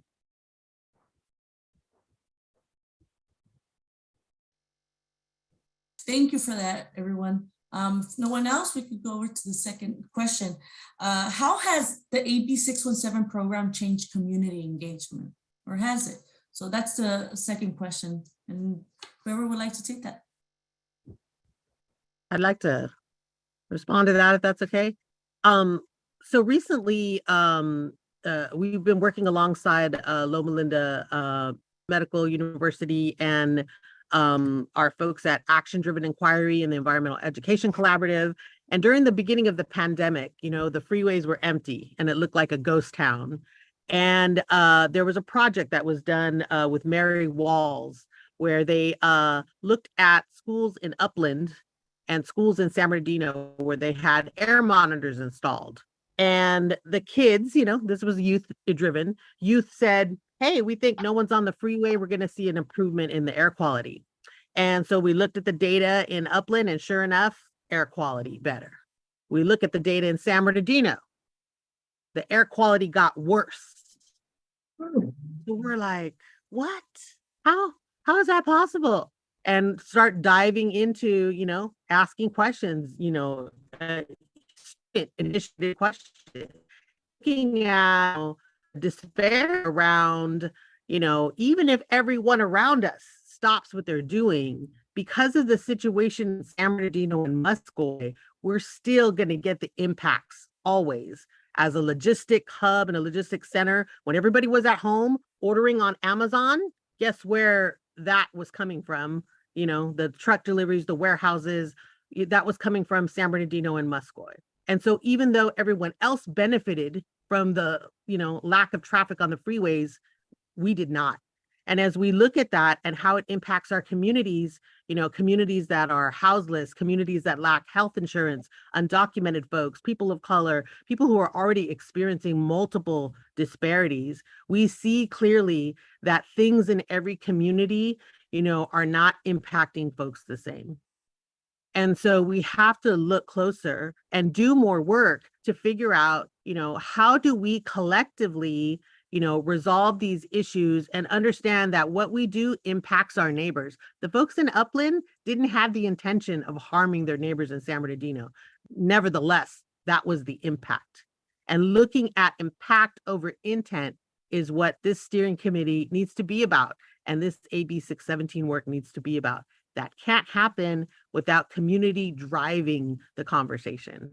And so we've seen that same group, Chanel from Loma Linda, did a study that analyzed actually the participants who've been participating in AB 617 and starting to put out a report that shows that, how much time the community mic has, how much time the community has on the mic, how much time residents who are the experts about what's happening in their region have on the mic directly impacts the success of the outcomes for those communities. And so as we strive to make sure that that's more inclusive, we got to start looking at the data and keep pushing to have it more and more representative of the local communities. Thank you, Mary. And I always say if the community is not centered, the work's not really being done the right way. So anyone next? I was thinking in regards to changed community engagement. I would say yes, it has changed community engagement. It has given us a chance to be educated on what really is in our community, monitoring how to monitor the emissions, how to look at how mobile units run through our community, and how auto body shops, how they should be working, and also the oil and gas industry. Just it gave us a view of what's in our community, what's in our area, and what is the monitoring in that area. So yes, it has changed, but I also want to say it's a continuous we can't do it all in one setting, but if we continue to grow from where we are, it will make major community change by educating our community. You know, even idling trucks in the community, I never thought about that. And then when I introduced it to my parishioners at the church and introduced it to my community, and they said, oh, all these auto body shops, what are they doing? So yes, it has been a change because we've been educated. We have an opportunity to voice. And so yes, it's been a change, but it's gonna a continuous collaboration that we can be able to continue to make the change. I will add emphasis to what the pastor just said, repeating it, but just for the purpose of emphasis. The change that is clear is that before it seemed, pre this sort of partnership effort, the only option for residents was to, make a call and complain. So that's being in a reactive mode. Now we have the opportunity to be in a proactive mode. For those who might not be aware and are watching, we've gotten grants for paving, we've gotten grants for air filters, we've gotten grants directed to help with schools and indoor air quality. We've got regulations that have been prompted by some of the concerns that emanated from the community members themselves, not from AQMD staff, because they have a host of issues, but we help them to focus on what was important to us. So it's going from being reactive to being proactive. And when I started on this process approximately 2 years ago, when our community joined, I did not anticipate it was going to be a multi-year effort. So that is one thing I think, and that's probably one of the later questions, is to be effective. You kind of have to put in place a framework for a multi-year effort program. And I think it gives members, residents, the opportunity to pop in and pop out. They don't have to be there for all the years of the program. People come and go. But going from a short-term engagement in a complaining mode to a proactive, long-term model, a framework that residents have the ability to come in and not just be the lone wolf, because we know those folks who are the lone wolves and people just look, oh, they're there again, but I think you have a lot more credibility as a group, and you get to vet some of your ideas, because not every idea that comes off of your head the first time is the best one. So that's my take on it. Thank you. Yes, thank you, Anita. We've seen that work from you and in ECV. And so I'm going to we'll pivot to you real quickly on this next question. And then others can just chime right in. But how can we streamline a lot of this information that you speak about and sharing it to the other CSCs? Could you help us? We had other one, work yeah, we had one joint group, and that I can remember, maybe it was two, but we had one joint working group, and that was really effective. Like we had done a community outreach plan, and we wanted to see whether the other groups had done one and how effective theirs were. I think definitely the on-site information that South Coast has, where you can basically go and look at the information from the other working groups, that's helpful. But I think more opportunities for the the interchange that we had with the other work groups is also was also an effective tool. Thanks. I think maybe take this in a slightly different direction. I think in addition to making the information understandable and accessible to communities that haven't traditionally had an opportunity to be engaged with this in the past, is also showing or being able to demonstrate where it's actionable. Just yesterday, I was having a conversation with another CSC member from a different steering committee.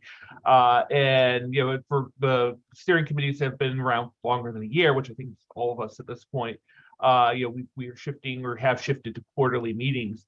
And I think the question that comes up is what's next? You know, where's the next evolution for this? How is this process going to evolve? Is it just seeing what AQMD is doing, or is actually, you know, continuing that engagement with the implementation process? And certainly to AQMD staff's credit, you know, certainly we appreciate the information shared, seeing what the agency is doing. I think being able to show where AB 617 can and is making a difference and how to engage organizations, you know, the community steering committees as part of that is going to be very important.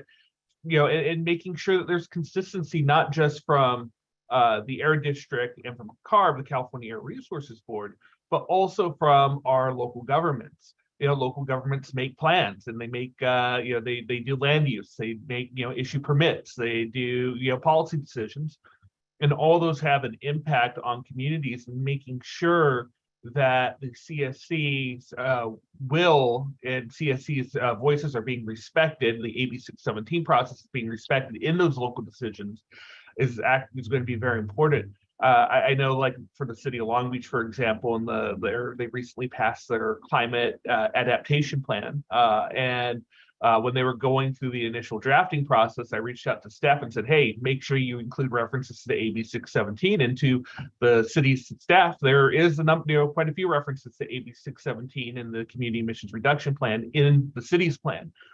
But I think given the sheer number of cities within the Southern California region, the sheer number of public agencies, each making their own plans, how AB 617 and the community emissions reduction plan interplays with all of those, and in terms of implementation, I think is going to be important, and continuing that community engagement, those opportunities for community engagement in implementation is going to be important to maintain that community trust, to maintain that community engagement and interest in this effort.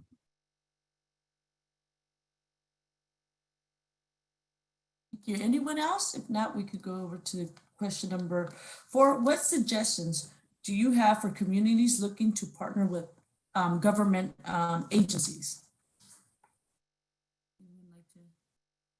I would say, number 1, don't be afraid.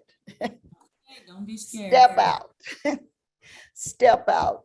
If you love your community, if you love your city, if you love your life, don't be afraid of large agencies. One thing I've told a lot of young people is that we put elected officials in office, not for us to serve them, but them to serve us. And so don't be afraid. If you see an issue, you see a problem, go to different agencies that is in control of these problem areas. And don't be afraid.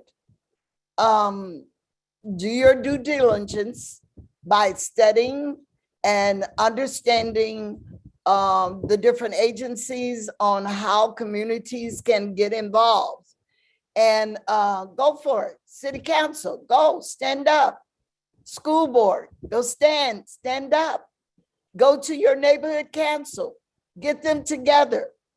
Go to your churches, pastors, get from behind the pulpit and go out into the community and gather together, and let's work on these situations. So if what I would give to partner with government agencies, don't be afraid, go to the meetings, address your voice. I cannot much tell you that voice is important because communication is the only way to resolve. If I can add to that, I think voice is so important, and this whole process is about, lifting the voices of community, but it's also important for us to remember that these government agencies aren't necessarily the best practices, right? They're what we have at the moment, but that doesn't mean, that it's the best way to do things.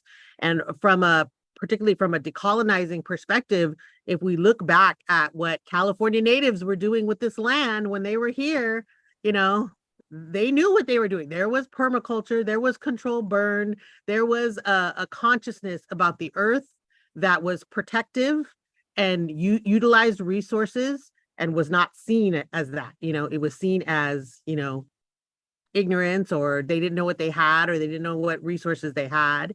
And much of the erasure of that work of the original scientists and the original caretakers of this land, has fallen away, and we have this new system that is new but not necessarily better. So I think sometimes we look at the agencies like they're the experts. They're not the experts. The experts are the original people of this land who caretook this land for thousands or millions of years since time immemorial. And I think it's important for us to, yes, voice is important. I'm the first one to, encourage direct action. That is the foundation that AB 617 was built on. Youth of color from East Coachella Valley, from South LA, from Inland Empire, who would go to Diamond Bar and do direct action at AQMD board meetings. Many of those folks are in this room. So we can't forget that history, but voice is not enough. We must also have ownership of the decision-making processes that are happening, and take control of what we know as community experts is the best things for our communities. And when we do that collectively, it doesn't matter if the agency is on board or not, right? We take control of that narrative, we take control of those actions, and we make those things happen for our communities. The agencies, the government, like all that stuff, we get to decide what those best practices look like. That's not necessarily the best practice just because it exists today. So let's make sure. And I'm gonna pass the mic to Jesus, because I think Jesus, you need some mic time. Thank you. Thank you for calling me out. Yes. So yeah, definitely. Going based off what our panelists were saying, don't be afraid. That's definitely one. And one thing that we have to analyze is that a lot of the individuals in these agencies, government agencies, also share their common interests as we do. It's sometimes, especially nowadays, we see like this divide between government and community. And I don't think it works that way anymore. A perfect example is with CARB. We started a work group with one of their members because we had a concern about catalytic converter theft in our community. So we went and we partnered with CARB, and we created a work group, based off the individuals that are CSC members in the Southeast LA region. So just, like everyone is saying, voicing your opinion can go a long way, because now we have research data that we've collaborated on, and we're getting results, and we're meeting with PD departments. And we're kind of creating a planner and a strategic plan to see what's causing this and how we can prevent it. So, our voice can go a long way, and we're seeing the effects of that, not only here, but, in my personal experience as well. One little truth that I would like to add to that, and I'm sure all of the panelists know this to be true, is that this requires time. Like like Chris, we've gone in here to the various, some of the cities and we have an outreach campaign intensive this month. Arlene and I will be with the city of Coachella this afternoon. We're scheduled to talk to the city of Indio later this month. We just finished speaking to Mecca North Shore, and we'll be back with them in November. And it requires time. And so you do have to have a few people who are ready to invest that time. And also one of the things that we did at the start of our program, because we spent a lot of time in proprietary mode and just getting to know each other from the resident and the community org and agency side at the start of our process. But once we got going, we did okay. And one of the things that we did is we created a community, what do we call it? We did a community profile where we really looked at, the plans, some of the plans that Chris was mentioning. You find out what the cities are doing, their transformative climate communities plan, their sustainability plan, and then you add yourself to the process. So it takes time to do a little bit of homework. So be prepared to do that, because they might not necessarily have the people who are funding to devote to getting to know us. So I'm sorry to say, in a way, I kind of feel, someone might disagree with me that you have to be able to put in that work to reach over to them. Thank you. Thank you. If no one else, pass it over to Arlene for the next question. Yes, thank you. So now I'm going to ask, as many of you who can respond, because really we're taking our notes here. But what are some of the lessons learned from this program and this process?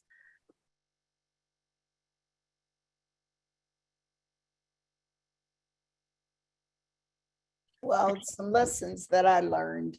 I remember the first day, the first meeting that I had with the steering committee and with AQMD, and I was lost. Other people knew what was going on. Yes, I looked at I would drive down the street and go over the La Brea Hill and look off into the city and saw all the smog, and I knew about pollution, and I listened to the weather report and saying, is it a good breathing day or a bad breathing day?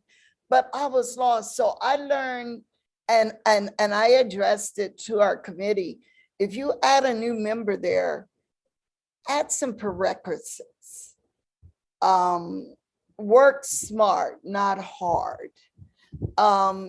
Just have a day where we will find out what the other committee groups, how they started and what they learned at the very beginning. Now, I'm pretty much on top of what's going on, still growing. I found that what AQMD did for us as new members and for older members was taught us about monitoring, what the monitoring system is, taught us about, we talked about some plans that the other groups did. If we did it the first two meetings, I wouldn't have felt so lost. But I appreciate the group coming together, and we working smart now, not hard. And so I'm just saying, when we create new steering groups, to have that prerequisite, address new ideas, and you asked, the question was, what are some lessons learned? It's to get involved, stay involved.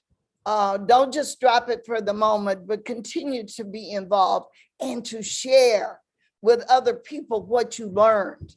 I'm pretty smart about monitoring now. So I share that with other individuals, and I share with people, the person who owns a cleaning shop, to make sure that they have the right equipment and right things that they're doing at their shops. So what I've learned is that environmental is very important to our society, and the climate change is real. And we need to do something about it as a group and collaborate together and to make other people smarter. Thank you. I'll jump in again. You know, I think one of the first year, you know, we were one of the first year communities, so we fumbled. We had growing pains. We did not get it right out the gate. You know, there were a lot of challenges, and there still are today, to be honest. And I think that as I look at the lessons learned, the thing I would really want to lift up for all the steering committees and any future steering committees is, you know, don't be afraid to make those mistakes. Like, I think we took a lot of risks in doing some things that were very new. We knew there was a lot of fear about things like progressive stack, about centering the community voice, taking the mic, taking the agenda, like really pushing to make sure that it was controlled by community. And it was a risk well taken, even though we had to struggle through it a little bit. It was worth it at the end. And even now, as we embark on what's for the future, you know, we're working on, we're sitting at the table to write a K through 12 curriculum for environmental justice for the state of California.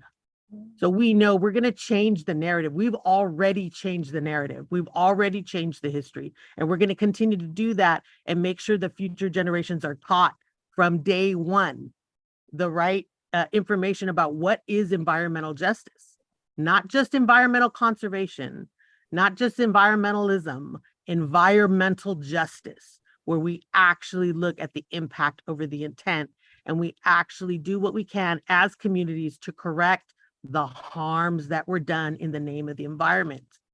And this is a really important piece as we look at decision making into the future, as other panelists have said, you know, planning committees, planning commissions, the general plans for cities, the master plans for educational institutions, like all of these things now, you know, have to have a different lens. They have to have a lens about equity. They have to have a lens about youth-oriented, youth-centered information.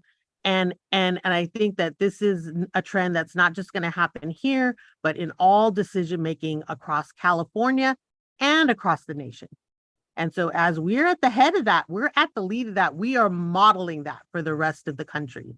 And we need to understand that, you know, we're going to make mistakes, we're going to fumble, we're going to have struggles and obstacles, but it is good work and good trouble that we're causing by doing that. So thank you.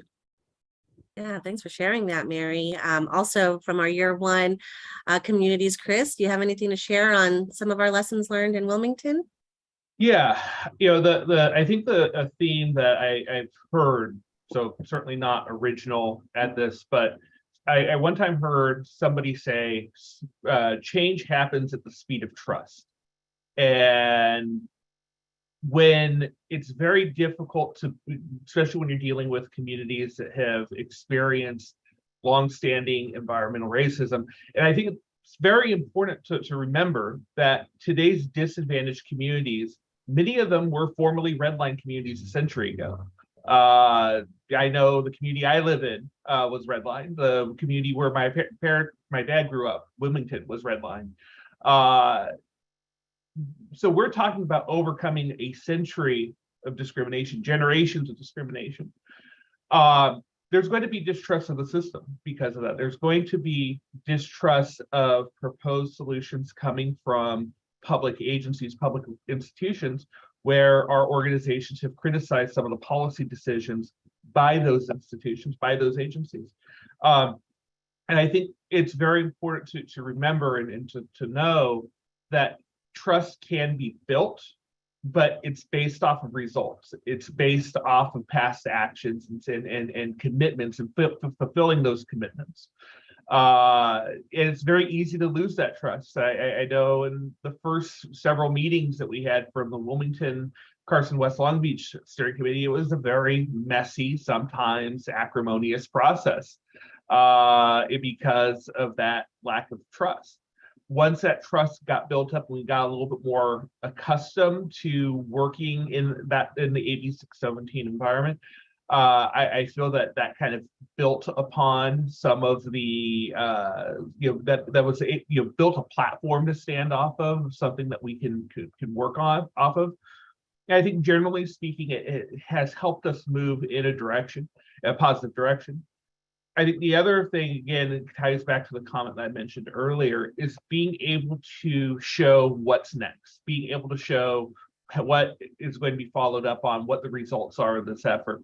I actually think one of the most enlightening things that I've seen in the AB 617 process and really felt was helpful was the participatory budgeting exercise we did. I want to say last year, it could have been earlier this year. It's in these times, it's easy to get confused as far as exactly when things are taking place.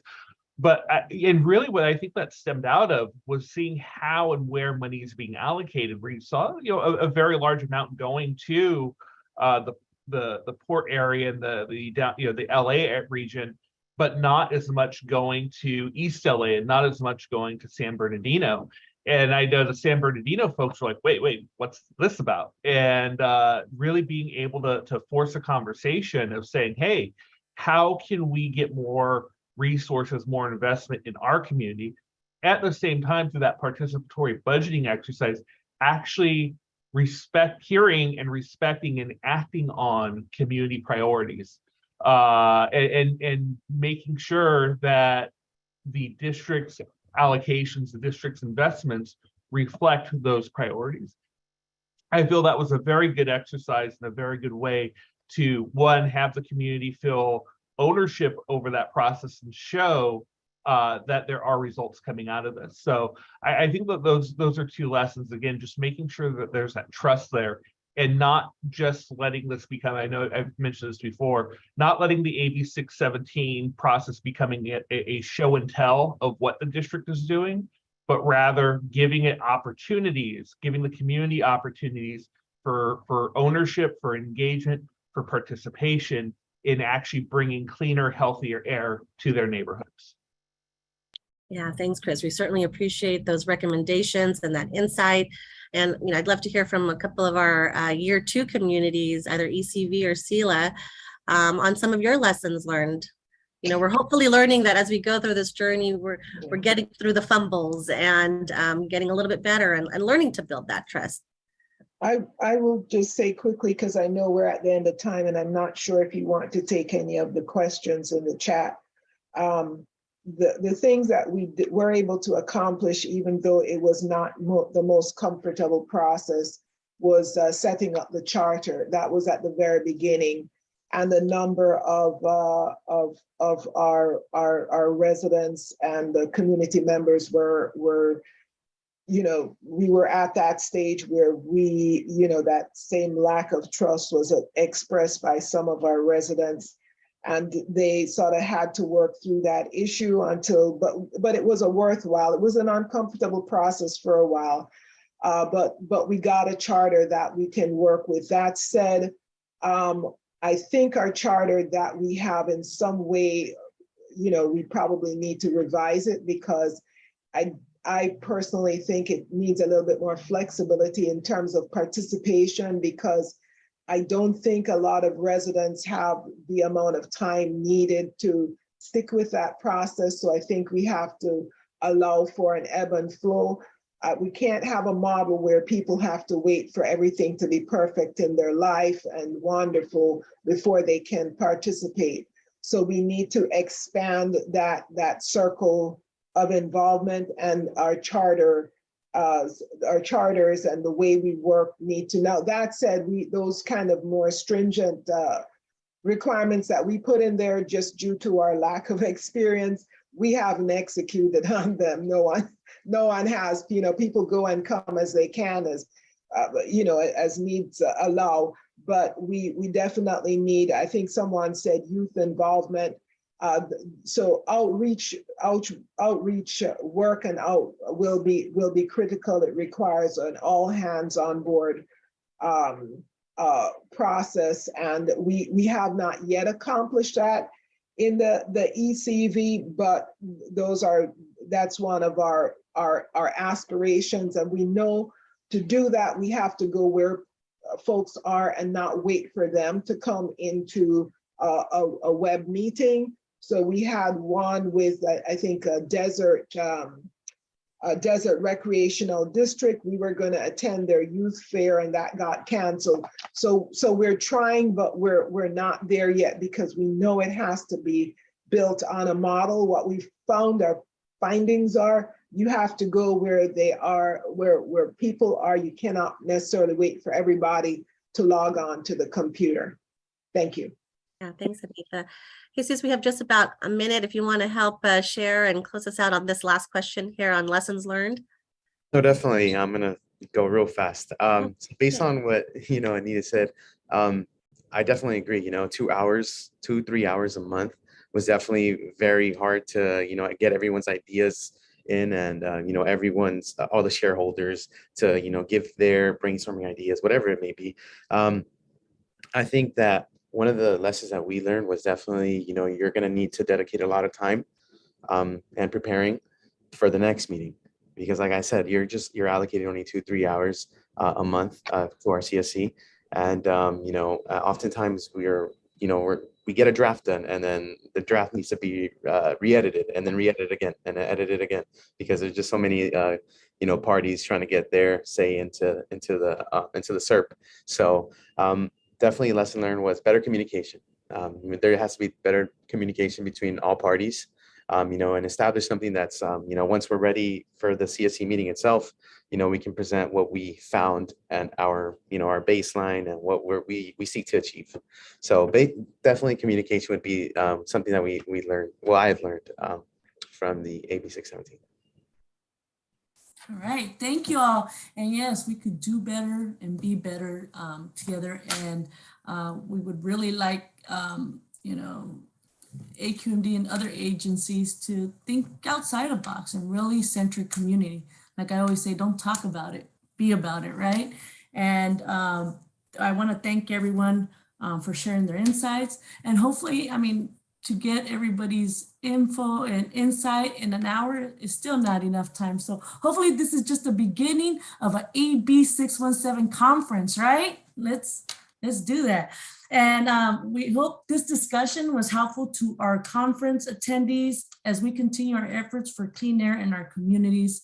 And we thank you all for joining us, and stay blessed. And I'll pass it back to Arlene. Yes, we love that idea, Angie. Again, this is just the beginning of a conversation. Certainly an hour was just a teaser, it seems like, as we talk about AB 617 and all the work that these amazing panelists and their fellow CSC members have done in the years. And so, as I mentioned before, this is a journey, and I know there have been moments of trust, learning how to build trust, learning how to meet those improvements, how to build these partnerships. And so we still have those opportunities. So again, please join me in thanking our panelists for joining us today, especially my co-moderator, Angie, for her continued dedication and really just lending all of your expertise. Thank you for joining me today. Could I ask a quick question real quick? Yeah, sure. Somebody mentioned that there's a chat, and in the Zoom here, we can't see the chat. Could we at least hear the questions that are being asked, and maybe tell the audience how we can follow up to make sure that we answer their questions? Definitely. We have staff compiling those questions, Mary. And so we will certainly get those to our panelists. And if there's an opportunity for all of you to respond after the conference, I'm sure our attendees would love to hear from all of you. So we will make sure we connect you. That's really what 617 is, right? We are bridging our community to other communities and to other agencies. And so we will definitely get you a list of those chat questions soon after this conference is over. Really appreciate you mentioning that though, Mary. That is a very important part of it. So up next, you do not want to miss our keynote speaker, US EPA Region 9 Administrator, Martha Guzman. We will transition just to a short break and reconvene about 11:40 a.m. Thank you all again for listening to our AB 617 panel.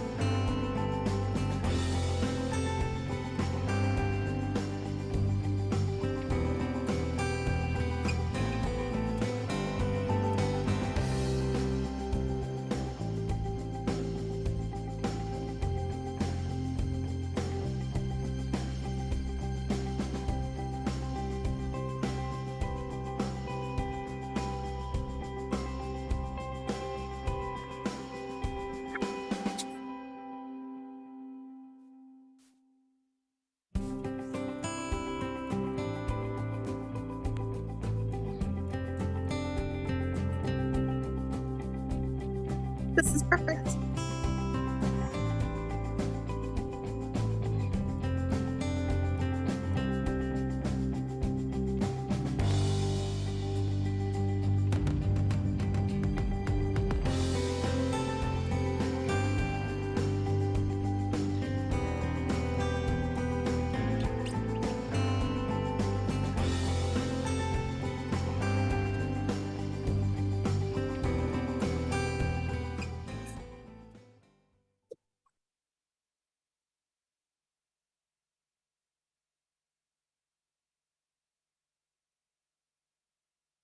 Welcome back. The AB 617 panel was a strong reminder that each of us can contribute to the fight for clean air in our communities. It is my pleasure to introduce to you now the South Coast AQMD Governing Board Vice Chair, Senator Vanessa Delgado. Senator Delgado was appointed to the South Coast AQMD Governing Board in May 2019 by the Senate Rules Committee. Senator Delgado is a former Montebello Council member and California State Senator. In April 2021, she was elected to serve as Vice Chair by her fellow South Coast AQMD Governing Board members. Vice Chair Delgado is also the Chair of South Coast AQMD's Environmental Justice Advisory Group. Senator Delgado? Thank you so much, Dr. Hernandez. It is now my pleasure to introduce U.S. EPA Region 9 Administrator Marta Guzman. In her role, she is leading U.S. EPA efforts to protect public health and the environment for Arizona, California, Hawaii, Nevada, the U.S. Pacific Island territories, and 148 tribal nations. Regional Administrator Guzman has made environmental justice and air quality a high priority since her appointment in December 2021. She is collaborating with South Coast AQMD on addressing air quality, air pollution from heavy-duty trucks, ships, locomotives, aircraft, and other equipment related to the transportation of goods that travel in and out of the ports of Los Angeles and Long Beach. Please join me in a warm welcome for U.S. EPA Region 9 Administrator Marta Guzman. Thank you, Senator Delgado. Thank you very much for all of what you're doing as Vice Chairwoman at the South Coast. And I really want to thank the South Coast Air Quality Control District for what they're doing today, which is to bring to the front environmental justice to our work. And I know that in all of the work the district is doing, and I'll talk a little bit about that in a second, I've seen a real shift to focus on what is needed most, which is to address the local pollution in our communities as we address the climate pollution that is occurring. I want to thank the panel that just finished for raising all the issues that they're dealing with to implement AB 617, and really for their, in some cases, lifelong dedication to reducing pollution in communities. I know that programs like 617 often have a lot of promise, but it really only happens with the commitment and the capacity in the communities. And I'm really excited to talk about a program that was just greatly expanded by Congress and the President under the Inflation Reduction Act, $3 billion to enhance our environmental justice grant program. And so we're hoping to help with that capacity for organizations such as those that we just heard from. But I'm going to talk a little bit more about that also later. I want to also thank Wayne for all of his collaboration and his really difficult job. I often say he has the most difficult job in the state on trying to implement some of these very difficult regulations and transition. And he, of course, going to do it without a strong board like your leadership, Senator Delgado. Also want to recognize Gideon Krakoff, who does double duty by sitting both on the South Coast Board and the State Board, California Air Resources Board. So thank you all for your work, which is really volunteer work and often forgotten about how much time it takes to really help improve our air quality. I'm here in DC, and I've been sharing really the urgency with my colleagues and across government for us to act, for us to do what many of you are calling on us to do. And again, we're very happy to have some tremendous resources that were just provided to us through both the Inflation Reduction Act and the bipartisan infrastructure law. And so we're here really urging ourselves to figure out how to take greater action. As you know, I am from California. I work in our San Francisco office. I am in Sacramento, and I know that this past week, last week, more than ever has highlighted for us the impacts of our climate warming. It's now the 31st month of our drought in the West, particularly in California. Last week, as you all know, down in Southern California, in Sacramento, we hit a record heat of 116. And I know down in Pasadena, there was a record setting of 103 degrees and 110 in Burbank. Those levels of heat were something that really were unthinkable just a few years ago in terms of the acceleration of the warming. We also had set a record-setting level of energy use of over 52,000 megawatts of peak demand. And fortunately for the leadership in California, the power stayed on. And of course, the wildfires. Many of you, like myself, being affected by some of the wildfires in Placer County. I know that down in the Fairview fire in the South Coast, that's impacted over 30,000 acres and over 20,000 people in the Hemet area.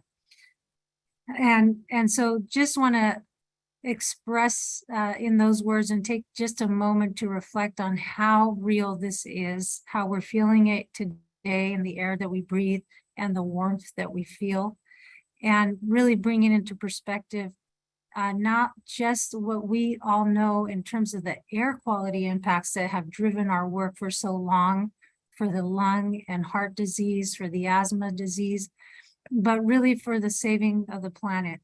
And just to recognize too the transition that we're in particular in the South Coast, going from programs like Reclaim to 617 and to more direct regulation that's actually going to bring localized impact. So it is a very dynamic time, and you guys more than anyone in the state is really looking at how to do it right and learning from our mistakes. We've all made mistakes and we're all able to focus even better now.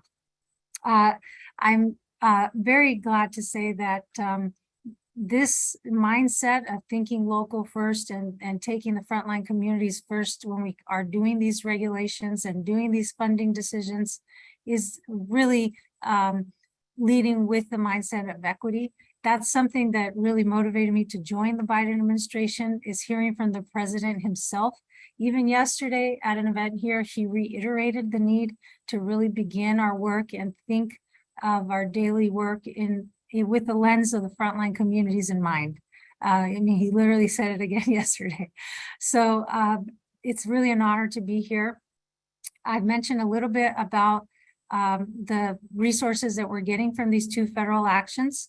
We're also getting human resources, and we're very happy soon to be setting up our Office of Environmental Justice here in Washington, D.C., but also the regions getting resources. I know many of you have probably worked with one of our lead environmental justice persons here at EPA, Morgan Capilla, and we hope to get up to 12 new people to really do the work that she's been doing so strongly in collaboration with all of you. She told me to make sure to do a plug for the EJ program's community check-in. These check-ins take place the fourth Tuesday of each month. And the next one is scheduled for September 27th from 6 to 7. So if you don't know how to get a hold of Morgan Capilla, I'm going to put, or somebody maybe can put her email into the chat, and that's capilla.morgan@epa.gov. So I'll make sure we get somebody to put that in there.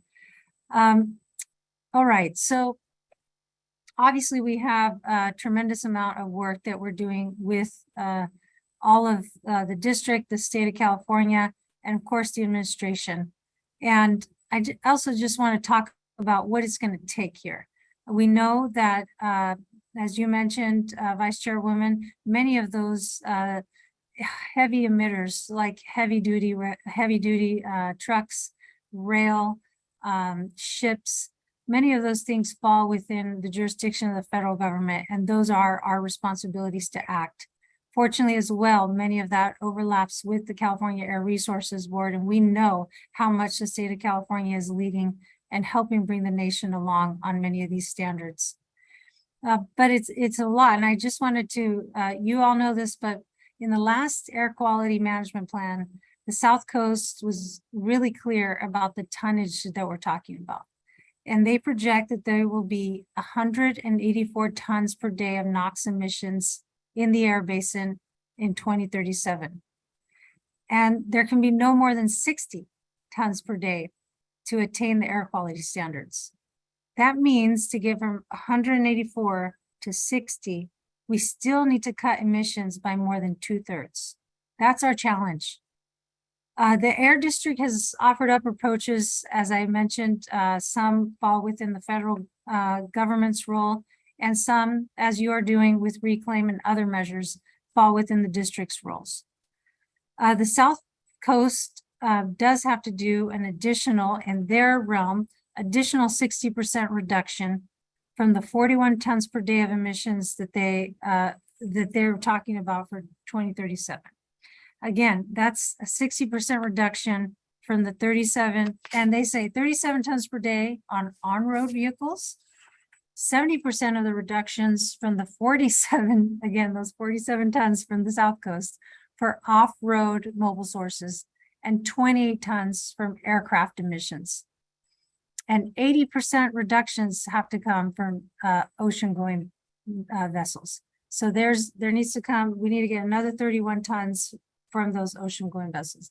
Maybe I put too many numbers out there, but it's just to say the beautiful thing of the work of the South Coast is that they've outlined where the reductions need to come from. And for a long time, we've been in a place of pointing fingers at each other.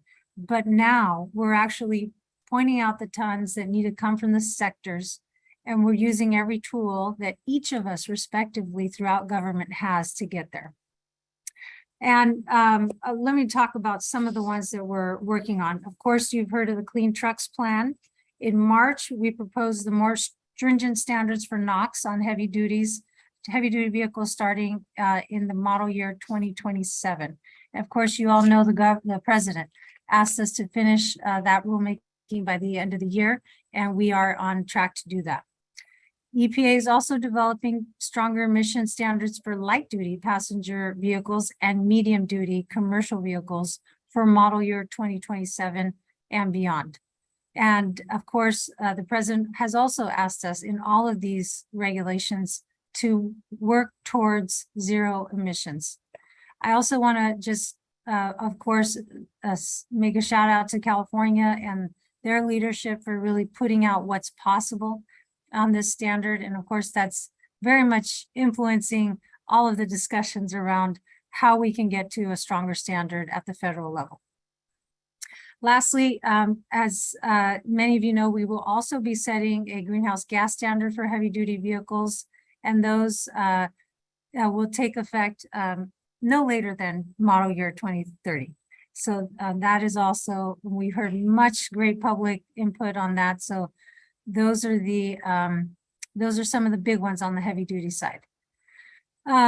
We also have, of course, a big role, not just in rulemaking, and I should recognize that there are additional rulemakings, of course, that we're having to take place.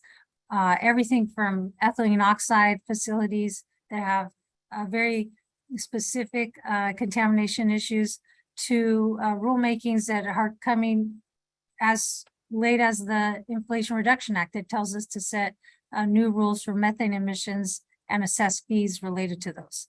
So I think we've also, as you know, Senator Padilla has asked us to work collaboratively on many of these sectors to figure out how we're going to make further reductions, particularly on those sectors that don't have a rulemaking calendar yet.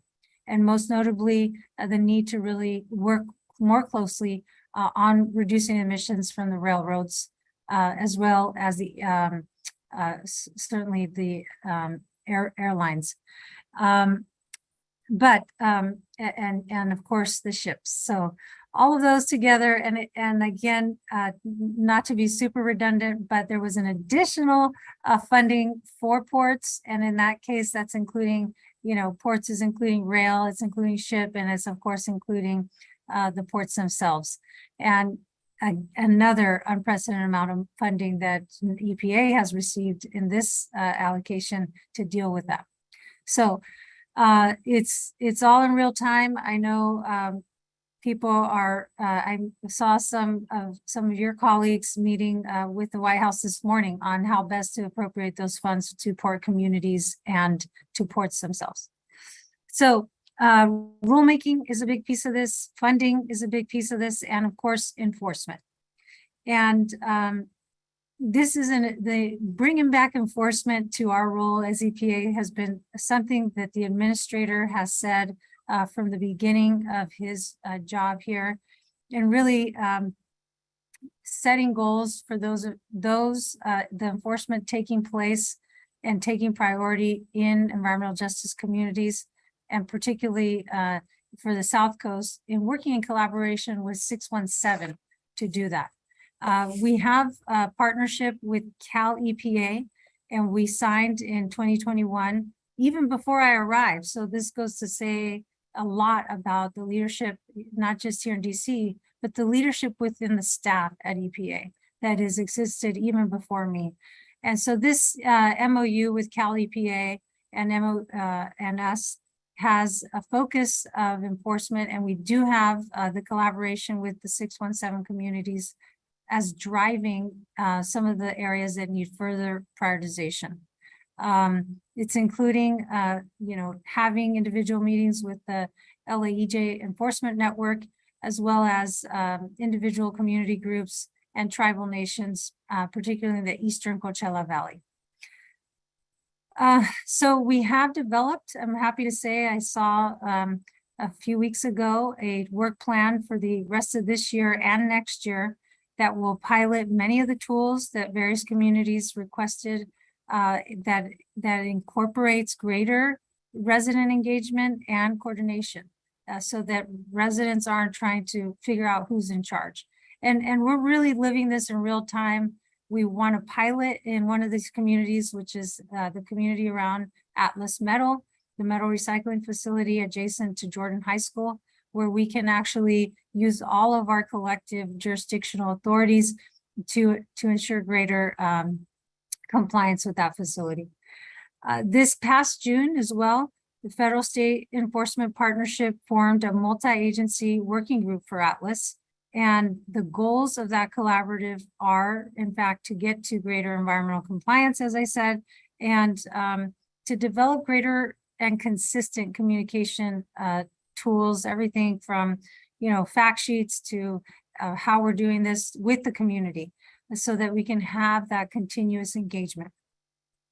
Okay, so I think that, one of the, also the higher level of focus that we've been able to have on some of our, I'm going to go back to funding as our funding strategy. I know I talked about the EJ grants, the port funding, and before the Inflation Reduction Act, as I mentioned, we had the bipartisan infrastructure law, and we had $91 million that were total been able to go towards the Diesel Emission Reduction Act and the Targeted Airshed Grant for the South Coast.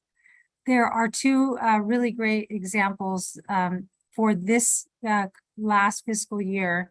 There's $4 million in the Targeted Airshed Grant that went to the district, and we're supporting the replacement of diesel locomotive with a new battery electric unit.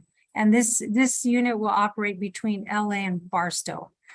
This is, part of the balance of regulating is getting enough evidence of what's possible and under what timeline. And I think we all know where we're headed now, as we talked about getting to zero emission on all of our transportation. This type of investment is really showing some success to my knowledge. There was one report a couple months ago that has been positive. Also, in the last funding round, there was a $2 million grant of DERA funds to the Port of Los Angeles, where there was another locomotive-related investment. There's a replacement of a switcher locomotive with a battery electric locomotive operating there in Long Beach. So these are this is the future. You know, the future is getting these, getting all of rail to be electric and having all the infrastructure there to make that possible. We're going to be announcing additional grants soon from that, as well as how much of the allocation from the Inflation Reduction Act will be going to these existing programs. Okay. Let's see, any other big funding ones that I do also obviously want to mention that not in our bucket, but of course related very much to this work, were so many additional funds that went to our sister agencies, including, funding that's going to go to individual households as tax credits for really exciting things around heat pumps in particular. That is the first time we've seen this type of substantial tax credit go for residential heat pumps at a federal level. Of course, in California, there's been a similar investment by the state where we're going to see not just in heat pumps, of course, but continue with greater energy efficiency and a greater efficiency overall with heating and cooling infrastructure. And again, getting to zero emission technologies. Okay, so this is almost we have a happy problem right now where we're trying to figure out with all of these resources how best to leverage them for getting them to the most needed communities with the highest air pollution right now, so that it will have the highest benefit, as well as leveraging this funding to get the best regulation in place so that things like those rail cars can get electrified even sooner. And it really is going to take this continued collaboration from, all the communities, not just through the 617 process, of course, but just utilizing the work that has been done to prioritize what communities believe need to be the top investments, and using that data to really inform where our investments are going to go. So of course, I just want to thank you all for doing that work already, because if we didn't have all of that work in place, we wouldn't know where to be putting that funding in the next few weeks. So I want to thank you for all of your work. I look forward to meeting with many of you very soon here again, both in person, and to continue to find ways that we can fill all of these gaps of needed transitioning our economy to being really zero emission economy driven through clean electricity. Thank you very much, Senator Delgado, for having me here today. And I thank you all for your work. Thank you, Administrator, for joining us today. And we have time for one question from the audience. We have a question from Ireya Perez. She asks, what last words can you leave us to inspire others to care more about the environment and specifically air quality? So what words of wisdom can we use to inspire change? Well, thank you very much for the question. I'm sure, like many of you, you know that people care about air quality already, and really, like many things in our society, it's how we can feel hopeful about making that change possible. And what I say is that in my work, and I'm sure many of you can also have this relativity in terms of perspective, I've never seen the amount of funding going towards these targeted areas, to the ports, to heavy duty. I've never seen, the district focus on moving away from trading to direct regulation. Mm-hmm. I've never seen a president in his stump speech, for going across the nation to talk about these federal monies going to frontline communities. And certainly, you know, all of these different factors that come into play to making change, the leadership that you have at the South Coast and the leadership at the Air Board, there is a moment here, and certainly not just a limited time, but we have for the next few years the investment ability to really transform these parts of our economy. And so really, when you're talking to your neighbors or your family about you know, being frustrated with the air quality, being frustrated with having to deal with the asthma of their children, it's about, you know, giving them hope that taking the time to talk about what they need in their community, be it going to the Air Board or going to the Air District or going to a 617 meeting or meeting with us on whatever venue we have, it is being heard. And we actually now more than ever with all of this resource need to decide on where the investments need to go, not just for direct investments, but investments to transition all of these sectors and require that transition through regulation. So I don't have a real good elevator speech for you to use with folks on that one, but I can work on it and get back to you. But I do think it's really just maybe giving them some hope that that the leadership is there, and thanks to the Biden administration, the funding and the act by Congress, of course, the funding is there. No, and your remarks leave me hopeful that, you know, with your leadership and elevating air quality challenges at the highest levels in DC, we can actually start to make a bigger change here at the AQMD. As you mentioned, it's really the US EPA that has the regulatory authority for interstate heavy duty trucks, ships, trains, aircraft, and off-road equipment. So we are excited to partner with you to continue to make air quality goals happen. And thank you for your public service and everything you've done for our state. Thank you. All right, well, the time this morning has passed so quickly, and I'm sure we can continue to discuss these issues much longer, but we've reached the end of our conference for today. On behalf of the South Coast AQMD, thank you for participating at the 8th Annual Environmental Justice Conference, Our Lives, Our Environment, Collaborating for Clean Air. Today's conference highlighted that we must all work together to reduce air pollution and protect public health, especially in the environmental justice communities. Making the kind of changes we hope to see requires collaborative relationships, listening to the community's needs, and fostering trust. I encourage you to use this information today and visit the conference webpage with staff. We'll be populating with the resources from today's conference. I also want to thank and confirm our partnership with Attorney General Bonta, US EPA Regional Administrator Guzman, our panelists and moderators. This conference and our work every day would not be possible without your collaboration with South Coast AQMD. Additionally, I'd love to thank our South Coast AQMD staff for all their work to bring this together, and the virtual exhibitors for sharing their resources with us today.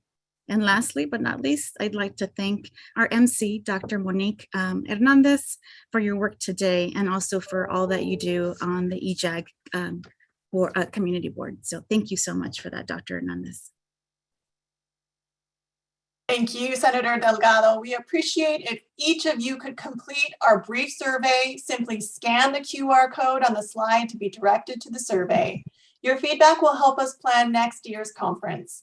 We also encourage you to connect with others because stronger coalitions bring forward greater positive change. Thank you for participating, and on behalf of South Coast AQMD and the Environmental Justice Community Partnership Program, thank you for spending the morning with us.